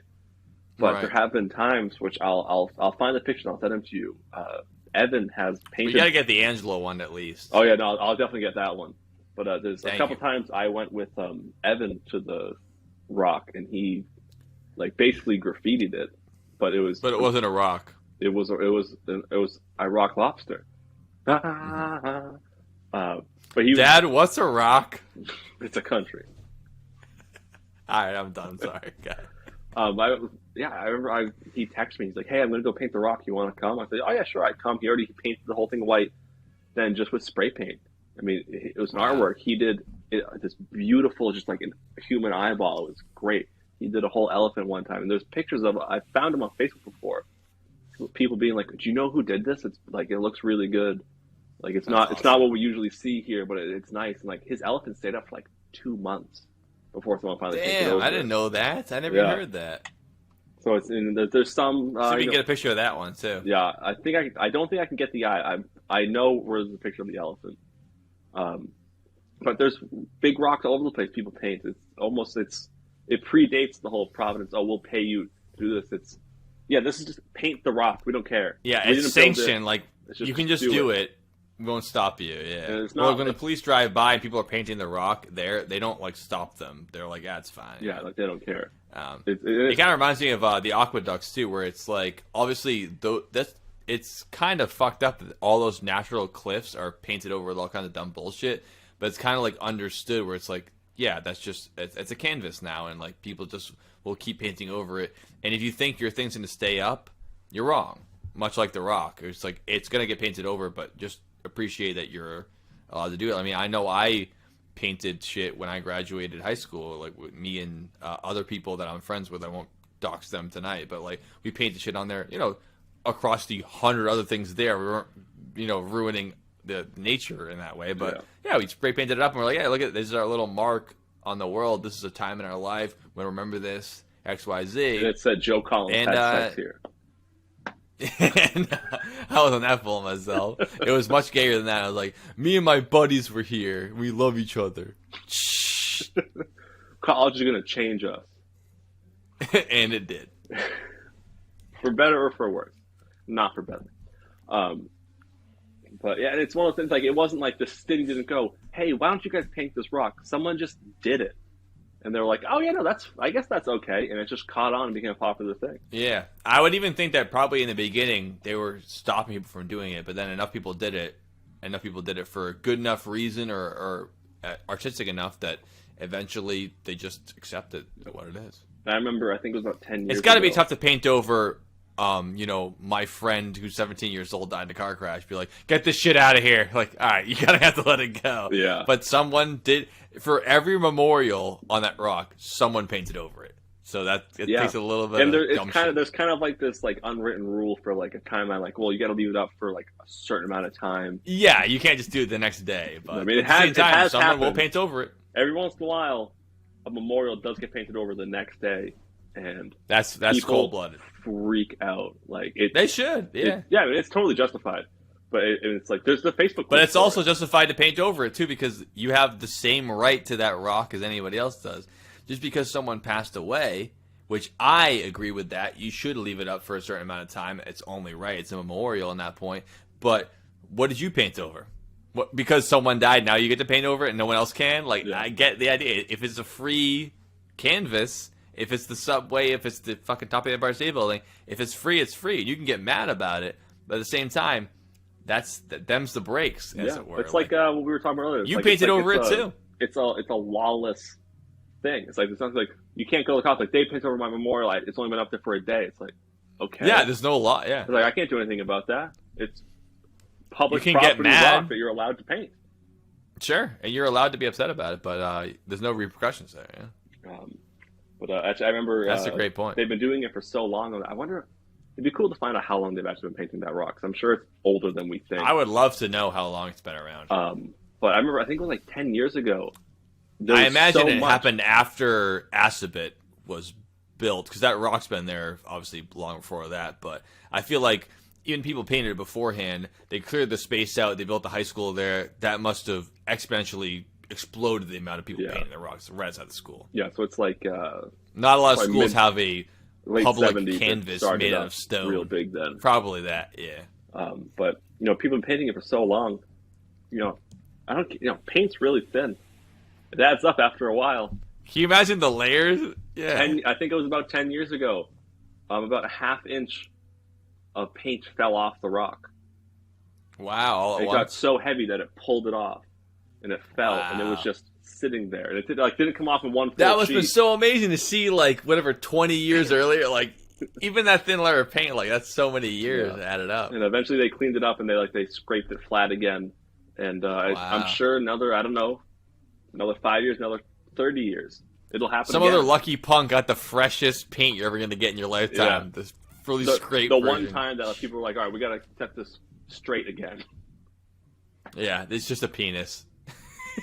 Immediately. Dude, in the A office, veiny, triumphant bastard. in the office when Robert California comes into the picture, and he has his book where he made a list of everyone in the office in two different lists. People he likes, people he doesn't like. And he's like, yeah, they're like doodles. That's what I do. I make lists. Some people they draw a house, they draw a penis. And he goes, isn't it funny how every house is a colonial, every penis is circumcised? It's colonial, yeah. They never draw a yurt, do they? Look at this little doodle. I drew a ranch. It's just. Oh, what's the Native Americans' favorite order at Dunkin' Donuts? I don't know. Yurt's donut. Anyway, we'll be right back after the break. Ready to kick some ass.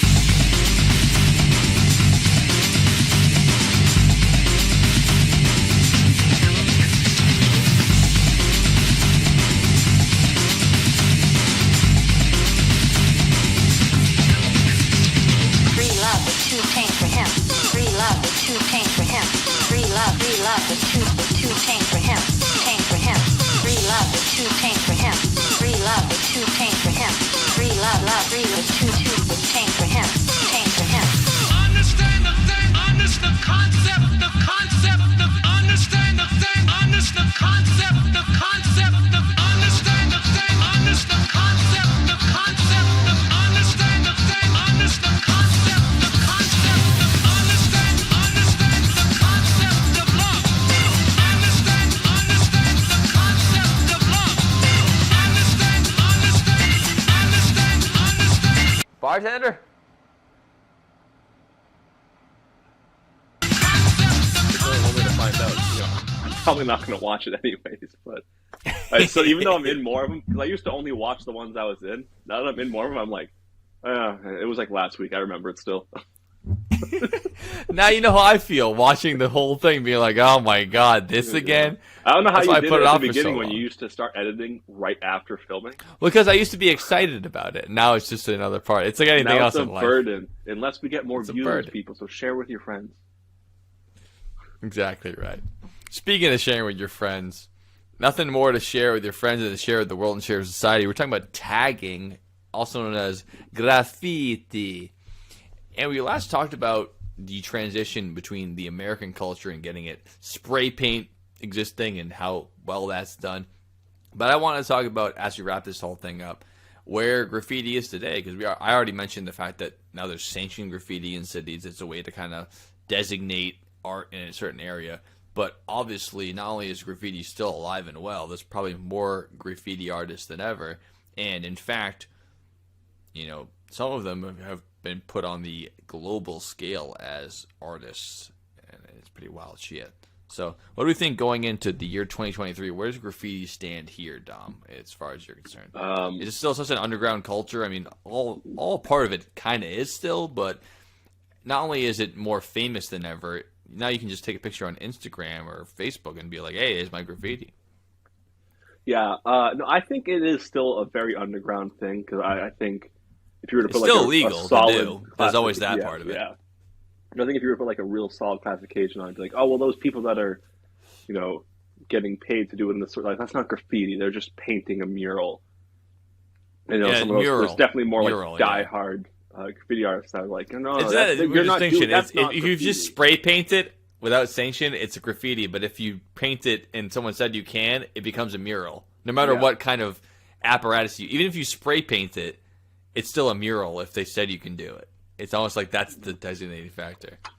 Yeah, it's like kind of what we were saying before. Like, you know, people are carving into rocks or using markers. It's not the paint that's making it graffiti. It's the act of like, oh, this isn't allowed. This Exactly. Yeah. Yeah, graffiti is almost defined by the fact that you're allowed to do it or not. If you're allowed to do it, it ceases to become graffiti, even though definitionally it still is. But actually, as we understand it, it's no longer graffiti. It's just art or a mural or something like Yeah. that. becomes an art installation. I mean, and graffiti has grown so large beyond just subway cars that I mentioned it earlier, but one of the most famous tagging projects of all time is Obey, which is, you know, Che Guevara, Andre the Giant's the most famous picture of it. And not only was that famous around the world, we have in multiple cities like Tokyo, Singapore, Chicago, New York City, the Obey Yeah. It's a Andre the clothing Giant brand image. now. I was going to say that. And now it's a organized, legit clothing brand. It's not just graffiti anymore. It's a legit thing. Where it reminds me that we were talking about earlier, where it's like stifling people drawing penises on the wall. The person who isn't, you know, involved in Obey, which probably wants to keep himself or herself a little bit on the down low because of how much vandalism they've done, they are now multimillionaires because they've grown that brand, and you wouldn't be able to do that if you were stifled so early. You need to have a chance to grow your ideas and your artwork. And although people wouldn't like to have a big sticker on Times Square, it's great. It's awesome. Obey. Honor the Giants. Fucking this is the shit. Not only is it cool looking, the message strikes people in a way that people are now saying, that's more of a mural than graffiti now. But at the time, it wasn't. Yeah, it was much still like graffiti a lot then. of free speech. It's a fucking nuisance until it makes changes, and people go, oh, maybe they should be allowed to do that. Well, you see that now.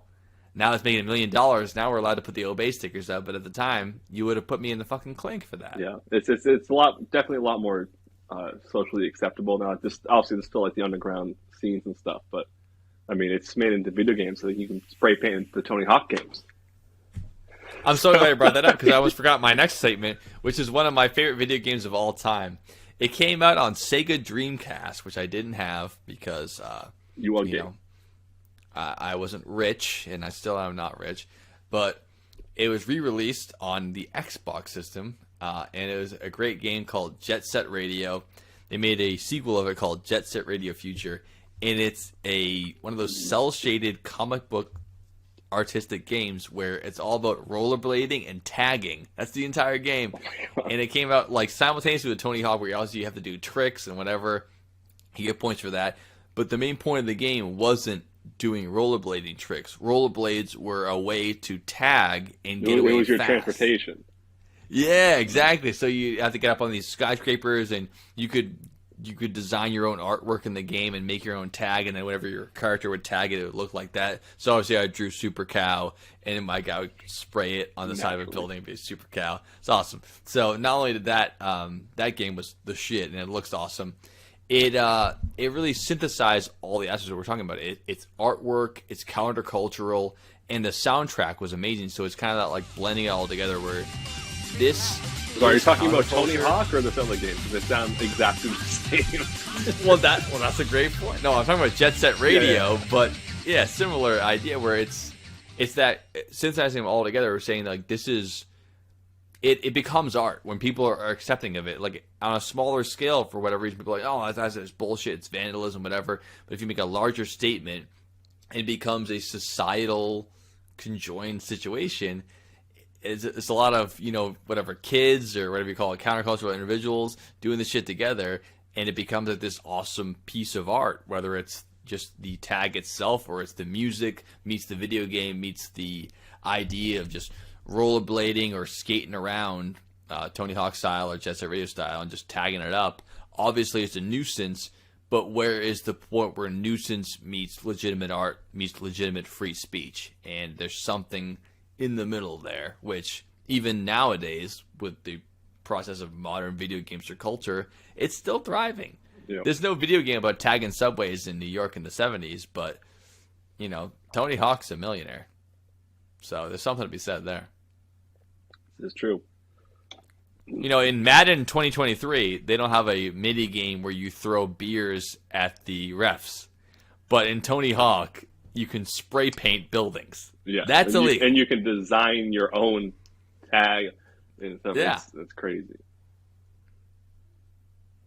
It's art.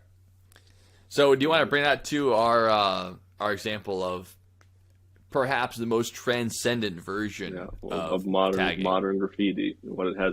Yeah, I mean, become, not only, almost in the mainstream view, because everything breaks into the mainstream eventually. of course, and that's why we know about it. As underground as you and I like to consider ourselves, we're still as mainstream as anyone else. Maybe not the most mainstream person, because we like to look at our little parts of the world, but I mean, we're still. I'm not tagging shit, so I only find out that way. But this has got to be the best example. Shit. I ain't taking shit. That's gonna really run over the edit because you're gonna say that before I even say the word tag. But yeah, the example of going from legitimate crime, vandalism, bullshit to multi-million-dollar artists in the same era as Van Gogh, Picasso. This person is that now, and it started out doing the exact thing we're talking about. Dom, who am I fucking talking about here? I believe you're talking about Colonel Sanders. That's right, and all the above.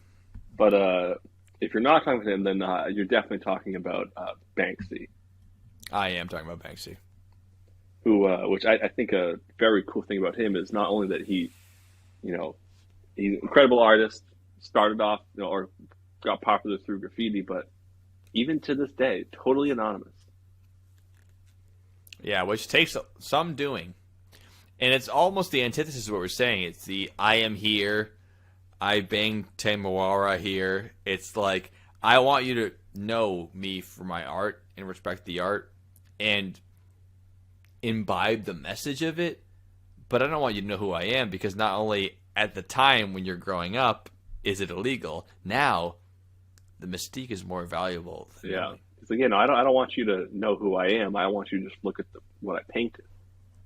This is what I want you to see in me. Don't let me affect how you're viewing this. I think a lot of artists could probably take a page from that book. Jesus Christ. Everyone else is telling you what you ate for lunch yesterday. I don't want to know what fucking Charlie Day does for a workout. Like, I just want to look at Always Sunny and think he's funny. You don't need to know what everyone does all the time. The air of mystery. People want to know everything. Oh, I want to be friends with them. It's fine, but like, there's something lost there. And I think that Banksy not only used that as a, kind of a safeguard to save themselves and be like, I don't want to get arrested or whatever, but also like, it's to service the art. It's not just that I don't want you to know me because I'll make more money. It's that the art should speak for itself, and I produce it. Listen to this in its own way. It's almost like coming up with pseudonyms, or there's obviously been music albums and books written by, you know, pen names and been like, I just want you to appreciate this for what it is. Yeah. Much like Chris Gaines, who is actually Garth Brooks. Dude, I made a joke about that with Amanda yesterday, and she was like, "What?" I was like, "You know Garth Brooks?" She goes, "Yeah." You know Chris Gaines? She goes, "No." They're not the same guy. I was like, "Well, music country guy does like emo country, and Chris Gaines, actually just Garth Brooks, wearing a different hat." It's also like Guy Fieri and the lead singer of Smash Mouth is the same person, but you've never seen them the same. Only problem with same that time. is the lead singer of Smash Mouth left the band. And Guy Fieri left Flavortown. He is Flavortown. Home is where the heart is, brother. All right. Well, tell me what you know about Banksy. Sorry, all that glitters is gold, and that was glittering. Only shooting stars break the mold. Yeah, Banksy. It's interesting thing about it. Don't know a whole lot about him. Well, he started in the the late aughts, like 2005. No. I'm saying like we know about his artwork. That's all I'm talking about his artwork. Yeah, but the individual we don't know much about. Yeah, but I mean he not the typical graffiti tagging where he is literally just doing like works of art, or it's very, very detailed. It's a question like how does he even get these done without anybody seeing him do it? It's right. They're like run a canvas. That's an art in itself. The in secrecy of it. Immediately. That's why I believe he started out like the true, legit underground shit. Like he's so good at making it quiet and in a place like what you said earlier. Make it visible but hard to get to, but not announcing yourself when you're doing it. Yeah. And the fact that he can put these pieces of art up in that way tells me that like he cut his teeth like actually doing it the underground way. Yeah, he became a major art figure, probably the most famous artist in the world right now. I can't think of someone who paints. I can't tell you who's any more famous modern than him. artist except for Banksy. No. I'm not saying better or worse. I'm just saying most famous most clearly acknowledged. Banksy, who started out clearly as a graffiti artist. Because also it's incredibly hard to get recognized as an artist while you're still alive. Like Van Gogh, especially if you won't tell anyone who you are. You're alive and you don't have a name. How the fuck are you gonna get famous that way? Yeah, Van Gogh wasn't a famous painter until like Let the hundreds art of years speak for after itself. he died. Someone else existed. Yes. Like, oh, it makes sense now.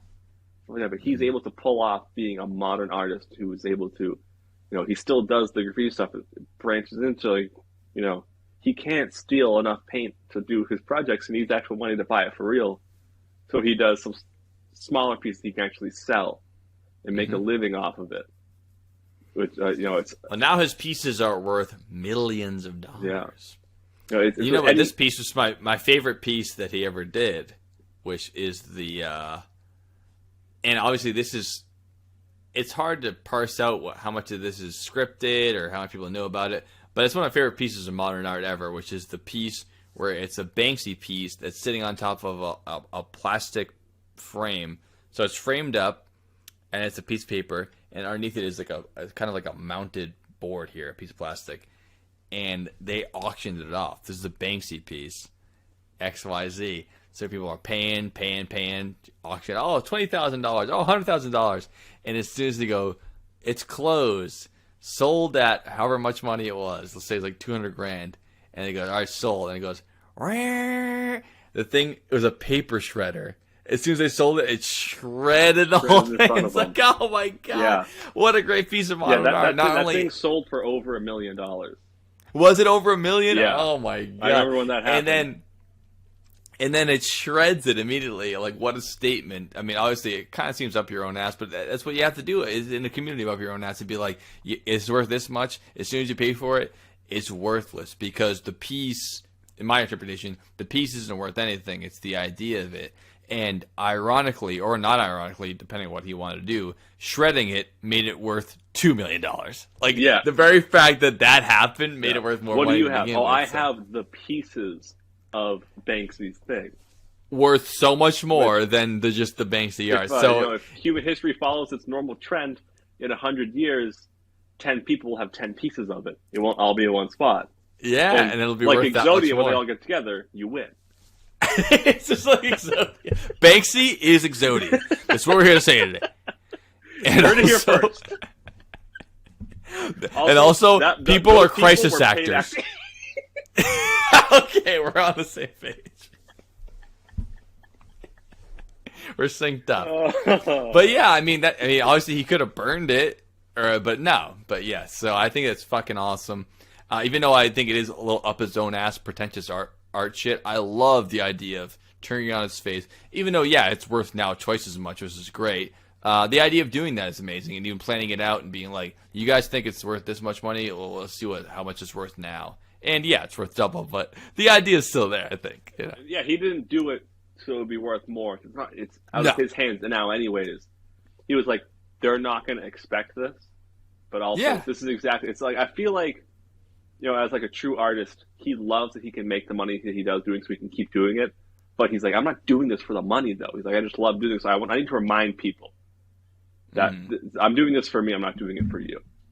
And I think he also, or we keep saying he, but We don't know. Yeah, it's probably like Jack the Ripper. but- It could be a group. Yeah, it could be multiple people. It could be one woman.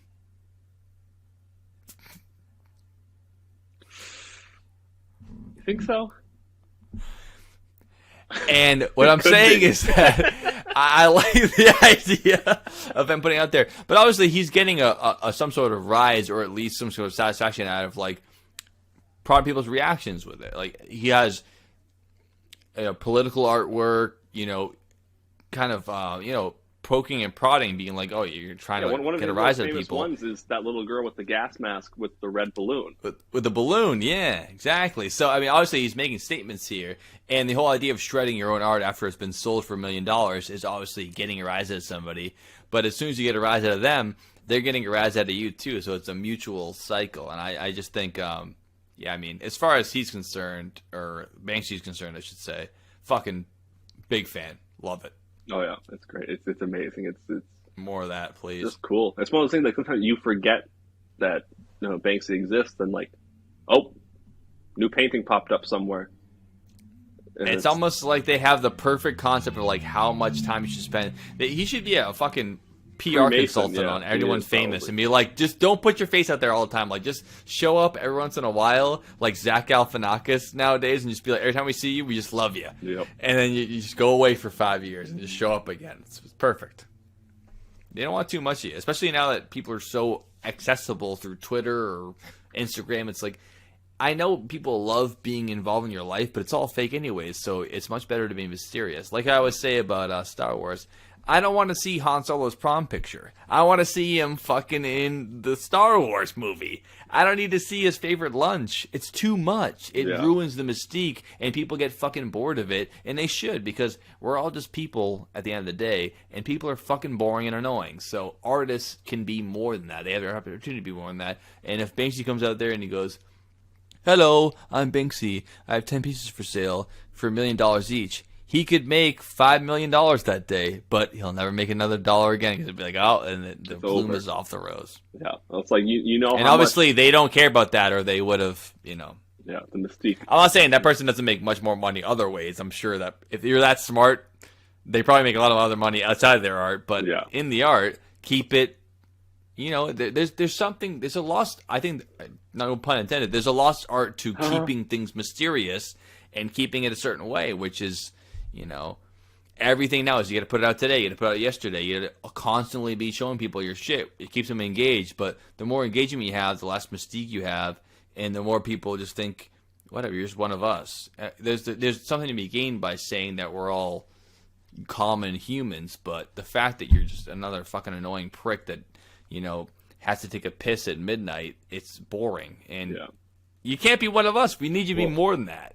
You're a star. Yeah, well, it's like how much I love the singer Sia.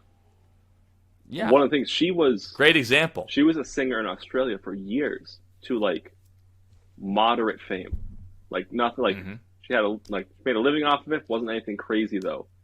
And then she came here and she was like, "Well, what can I do that's different?" She was She literally said, like, I opened up Instagram and saw a celebrity at the dentist. And she was like, I don't need to know that they're at the dentist.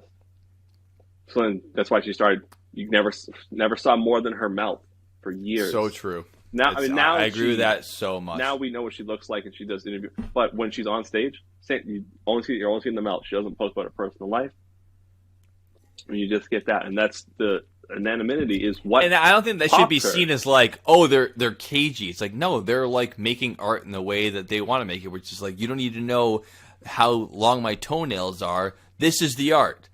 This is the image. Like, this is what it is. Like, take it or leave it. You're gonna know who I am because of my art, not because of what I'm posting on Instagram. Yes. Which is the opposite version where it's like, you're my best friend because you like the way I cook my breakfast, and then I make a shitty piece of art and you like it just because you like my kids on Instagram. No, you like the art. The art is No, me. I like your If kids you want to in get to person. know me, be my friend in real life, not my fucking fake social media friend.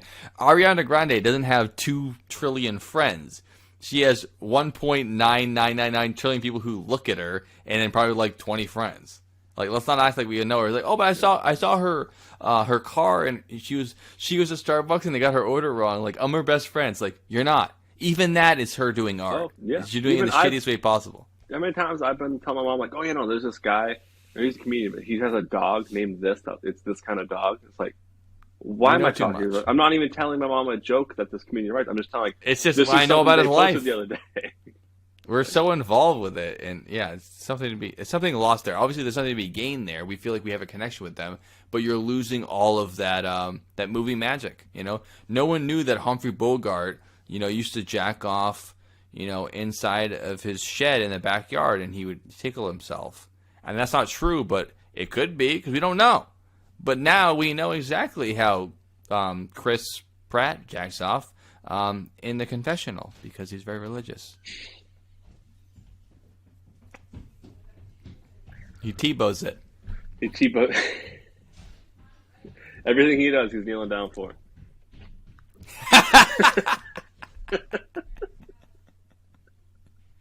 Anything. All right. Anything What do you substantial. It's, he's taking a hot lord in his mouth. Jesus Christ. Lord. Yeah. I'm feeling good on a Wednesday.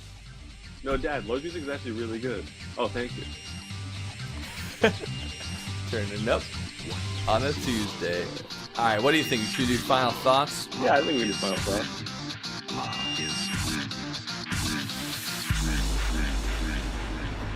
Oh! Sorry, man. Didn't see you there. What can I get you? Strongest thing, cheapest. Strongest and cheapest. Let me think. You look like a man that, you know what you want. I don't want to disappoint. Strongest, you know what? I got just the thing right here. All right.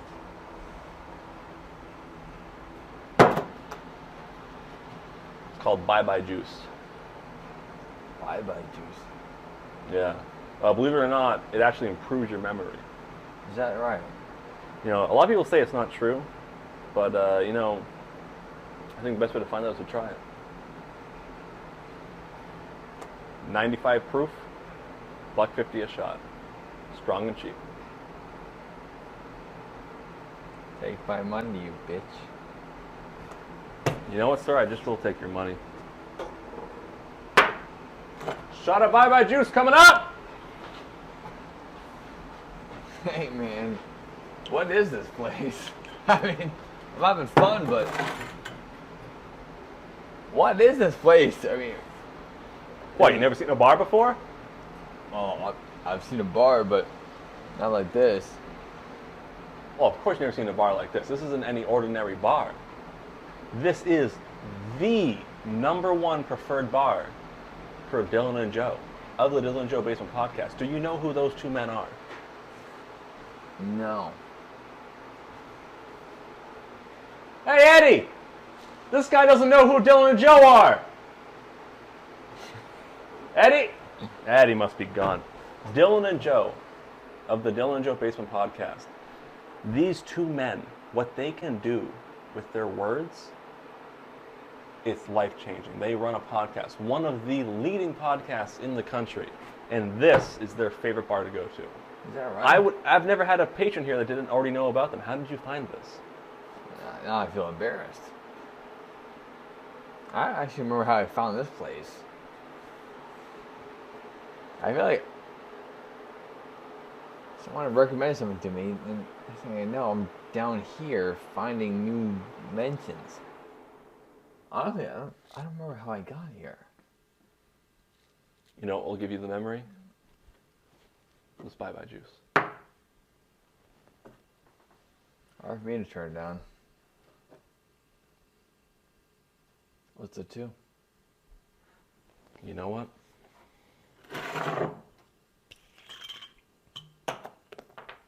It's to the pod. To the pod then.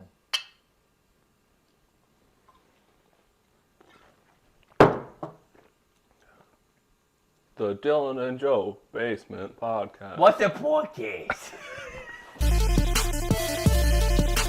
Damn, Dipper, where'd you find this? Thoughts. You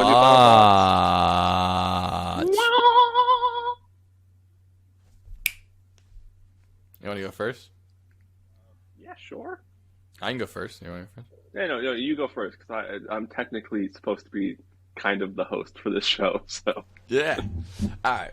Well, I'll do my final thoughts here, and I like any other final thoughts. I've said it most already, but let's collate them into one big piece here. I think that it's graffiti is what we've been talking about the whole time, which is that it's a cry out to the world. It's as ancient as cave paintings. It's as new as $1 million pieces of paper that get shredded in an art museum. All the bigwigs put their pinkies and they go, "Oh, $1 billion for this piece of shit." It literally could shit on a piece of paper and be like, "Oh, who did it? Why did they do it?" It's all a the real context whodunit. there. Real whodunit. But I think ultimately graffiti is an expression of humanity. It's that cry out to the void. I'm alive. I am here. I was here. And hopefully after I'm gone, someone might notice this. And they might notice a little part of me. Of course, you want to make your pretty pictures or whatever statements you want to make, political, social, otherwise. That's great.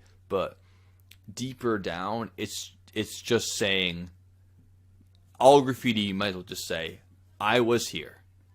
Blank was here. I do exist. I did exist. And I hope that you notice me. And in some way, as this, naked ape, I'm going to die, but I did exist, and it meant something. It didn't mean nothing that I was alive, and I think that's the expression of all art, but graffiti is a much more like pounding the pavement, grounding, pounding way to be like, this is just me. It's the secrecy of it, the underground notion of it is a big part of it, but I think that going all the way from spray painting dicks on the side of a high school to painting entire murals on the side of skyscrapers in Providence, there's something to be said for it. And it's a legitimate piece of art. It sucks that you have to see people like Banksy to legitimize it. And when you see the dollars roll in, that's when you go, oh, I guess it's a real piece of art. But it always was. Ever since the cave paintings of doing 105 hand turkeys in Turkey, or, even noticing Bigfoot back in the day on the cave paintings, these are the expressions what people are going through at the time. And if you don't etch them into stone, you have your own version of saying, I'm in the bathroom stall, Joe was here. And I really think that's what it all comes down to. And I think it should be appreciated as art. And like any pieces of art, there's shitty versions of it, there's grossness of it. And I think ultimately it's a lot like free speech, and I will group those together almost as the same thing, which is that people need to be allowed to speak. They need to be allowed to voice their ideas, and their ideas might make society worse to hear them, and it might be shitty, and it might suck to hear them, to be like, some guy can't just go and yell, fuck the president, I hope the president fucking dies, the president's an XYZ, bleep, bleep, bleep. It's like, no one wants to hear that, man. Don't be talking shit about the president all the time, but at the same time, you need to be allowed to do that. That's part of art. It's part of a free society. It's part of the exchange of ideas that needs to be happening. And I think the best countries in the world do that. And the best societies in the world let people express themselves, even if it's uncomfortable, even if it sucks, even if the side of the subway looks like a piece of crap. People need to be allowed to spread their voice and spread their values, because that's the only way things change with the times, and they're be allowed to freely express themselves. I think that I hate seeing graffiti on the side of fucking bus stations, or if I'm in the bathroom and someone carves the word cunt on the wall. I'm like, oh, come on. That's It's a good fucking one, gross. But at the same time, they need to be able to do that. And I think that graffiti is the same as free speech, where you need to be able to do this shit, because eventually that person becomes Banksy, or that person has an idea that changes society through saying things like, you know, all people are equal in 1916 a bus station. I don't want to see that shit. Get that shit out of here. All people aren't equal. Well, fuck you. Like, the idea might be bad now, but people should be allowed to express it openly. And even though it seems ugly to you at the time, we need to be allowed to hear ugly ideas that we hate, or the ideas will always be in lockstep with whoever has the most power. And in that case, will be the same subterfuge, shitty society, and we always will be. So, I don't know. That's my thoughts on graffiti. That was very good. Sorry if it went too long. Ditto. Welcome. Thanks for watching our show. No, I'm kidding. That was good. What he said. I think it's interesting how, it's this art form, but it is and will always be illegal to the point. It's considered vandalism, whether you're a vandal. Yeah, whether you're from Western Germany 1,000 years ago, or you're just like some guy. You're like, oh look, I had a pen in my pocket. I drew a 4-leaf clover. It's like, that's vandalism. You can't do that. And it's on the same level as. I mean, think about like Tommy an actual Two-Tone painting. for a good time call. The oldest vandalism Yeah. for the 80s for a good time call. And wow, I really wish I remember what I was going to say. But it's so important, and then we touched on it. It's like touched on it earlier. What could these people become if you don't take that away from them? When like, oh, you're going to jail because this is your third time getting caught doing this. Now you don't get to do it anymore, and it discourages them from pursuing their art.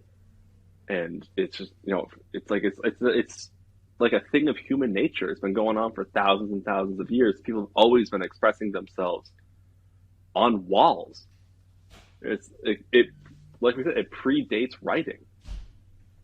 It's so important, and to it have evolved into something where Banksy can make the money doing it and make it well known, have that art form kind of like make it into the public eye in a positive way, even though if a lot of people don't think it should be that way, it's still doing it. Everything becomes something you can make money off of eventually. And I think graffiti is one of the newer things to enter that world. Those are my final thoughts. And that's how we do it here, folks, at Toilet Wine Podcast, starring Dom and Joe.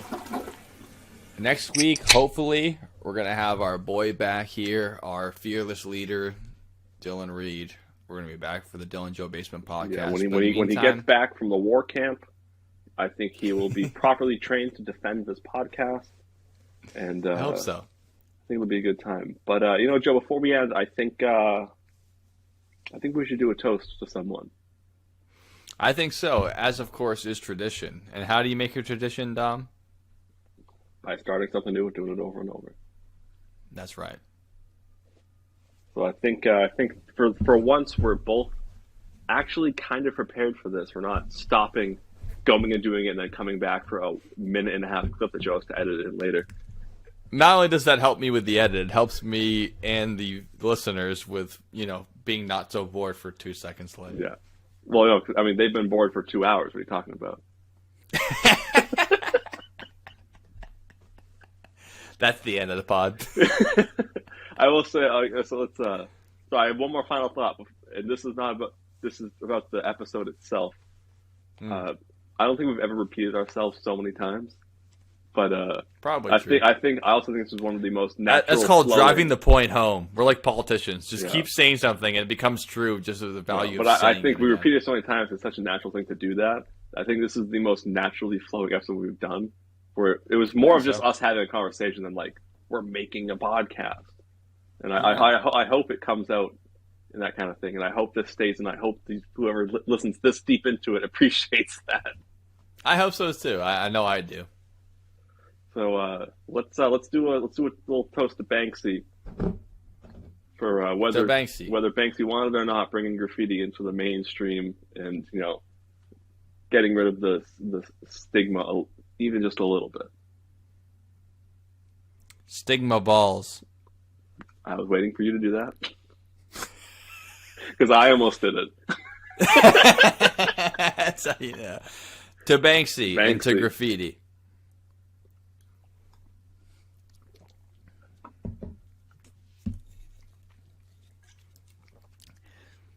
Oi. Graffiti. And with that shot, we bid you farewell from another episode of Twilight. I am 1,000,000% on board with this. I existed, I lived, I mattered. Please, I- someone I- notice me. I Notice me, senpai. Notice me. What are we talking about today, Dominic? What are we talking about today? Big Rome didn't like what was going on, so they paid off the Earth to do a little dust up, cover it all up. It was a hit job. How can you pass this as food? So Italian, though. Before Italy existed. You call this prosciutto?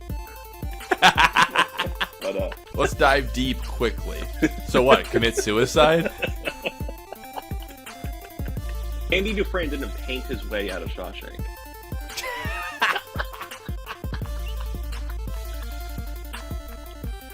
Clip it. But yeah, so You're like a goat that committed a war crime. Fry him up. I don't want to die.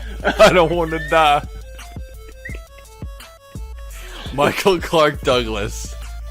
10 people will have 10 pieces of it. It won't all be in one spot. Yeah, and it'll be like worth that much Exodia, when they more. all get together, you win.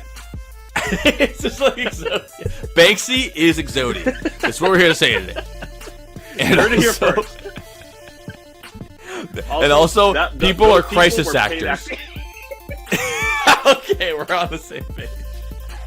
This is the way we are feeling. Na, na, na, na, na. Excited to see my Lord and Savior Baphomet represented in such glorious Italian stone. I do hope his eyes gaze upon me, and that my allegiance is recognized.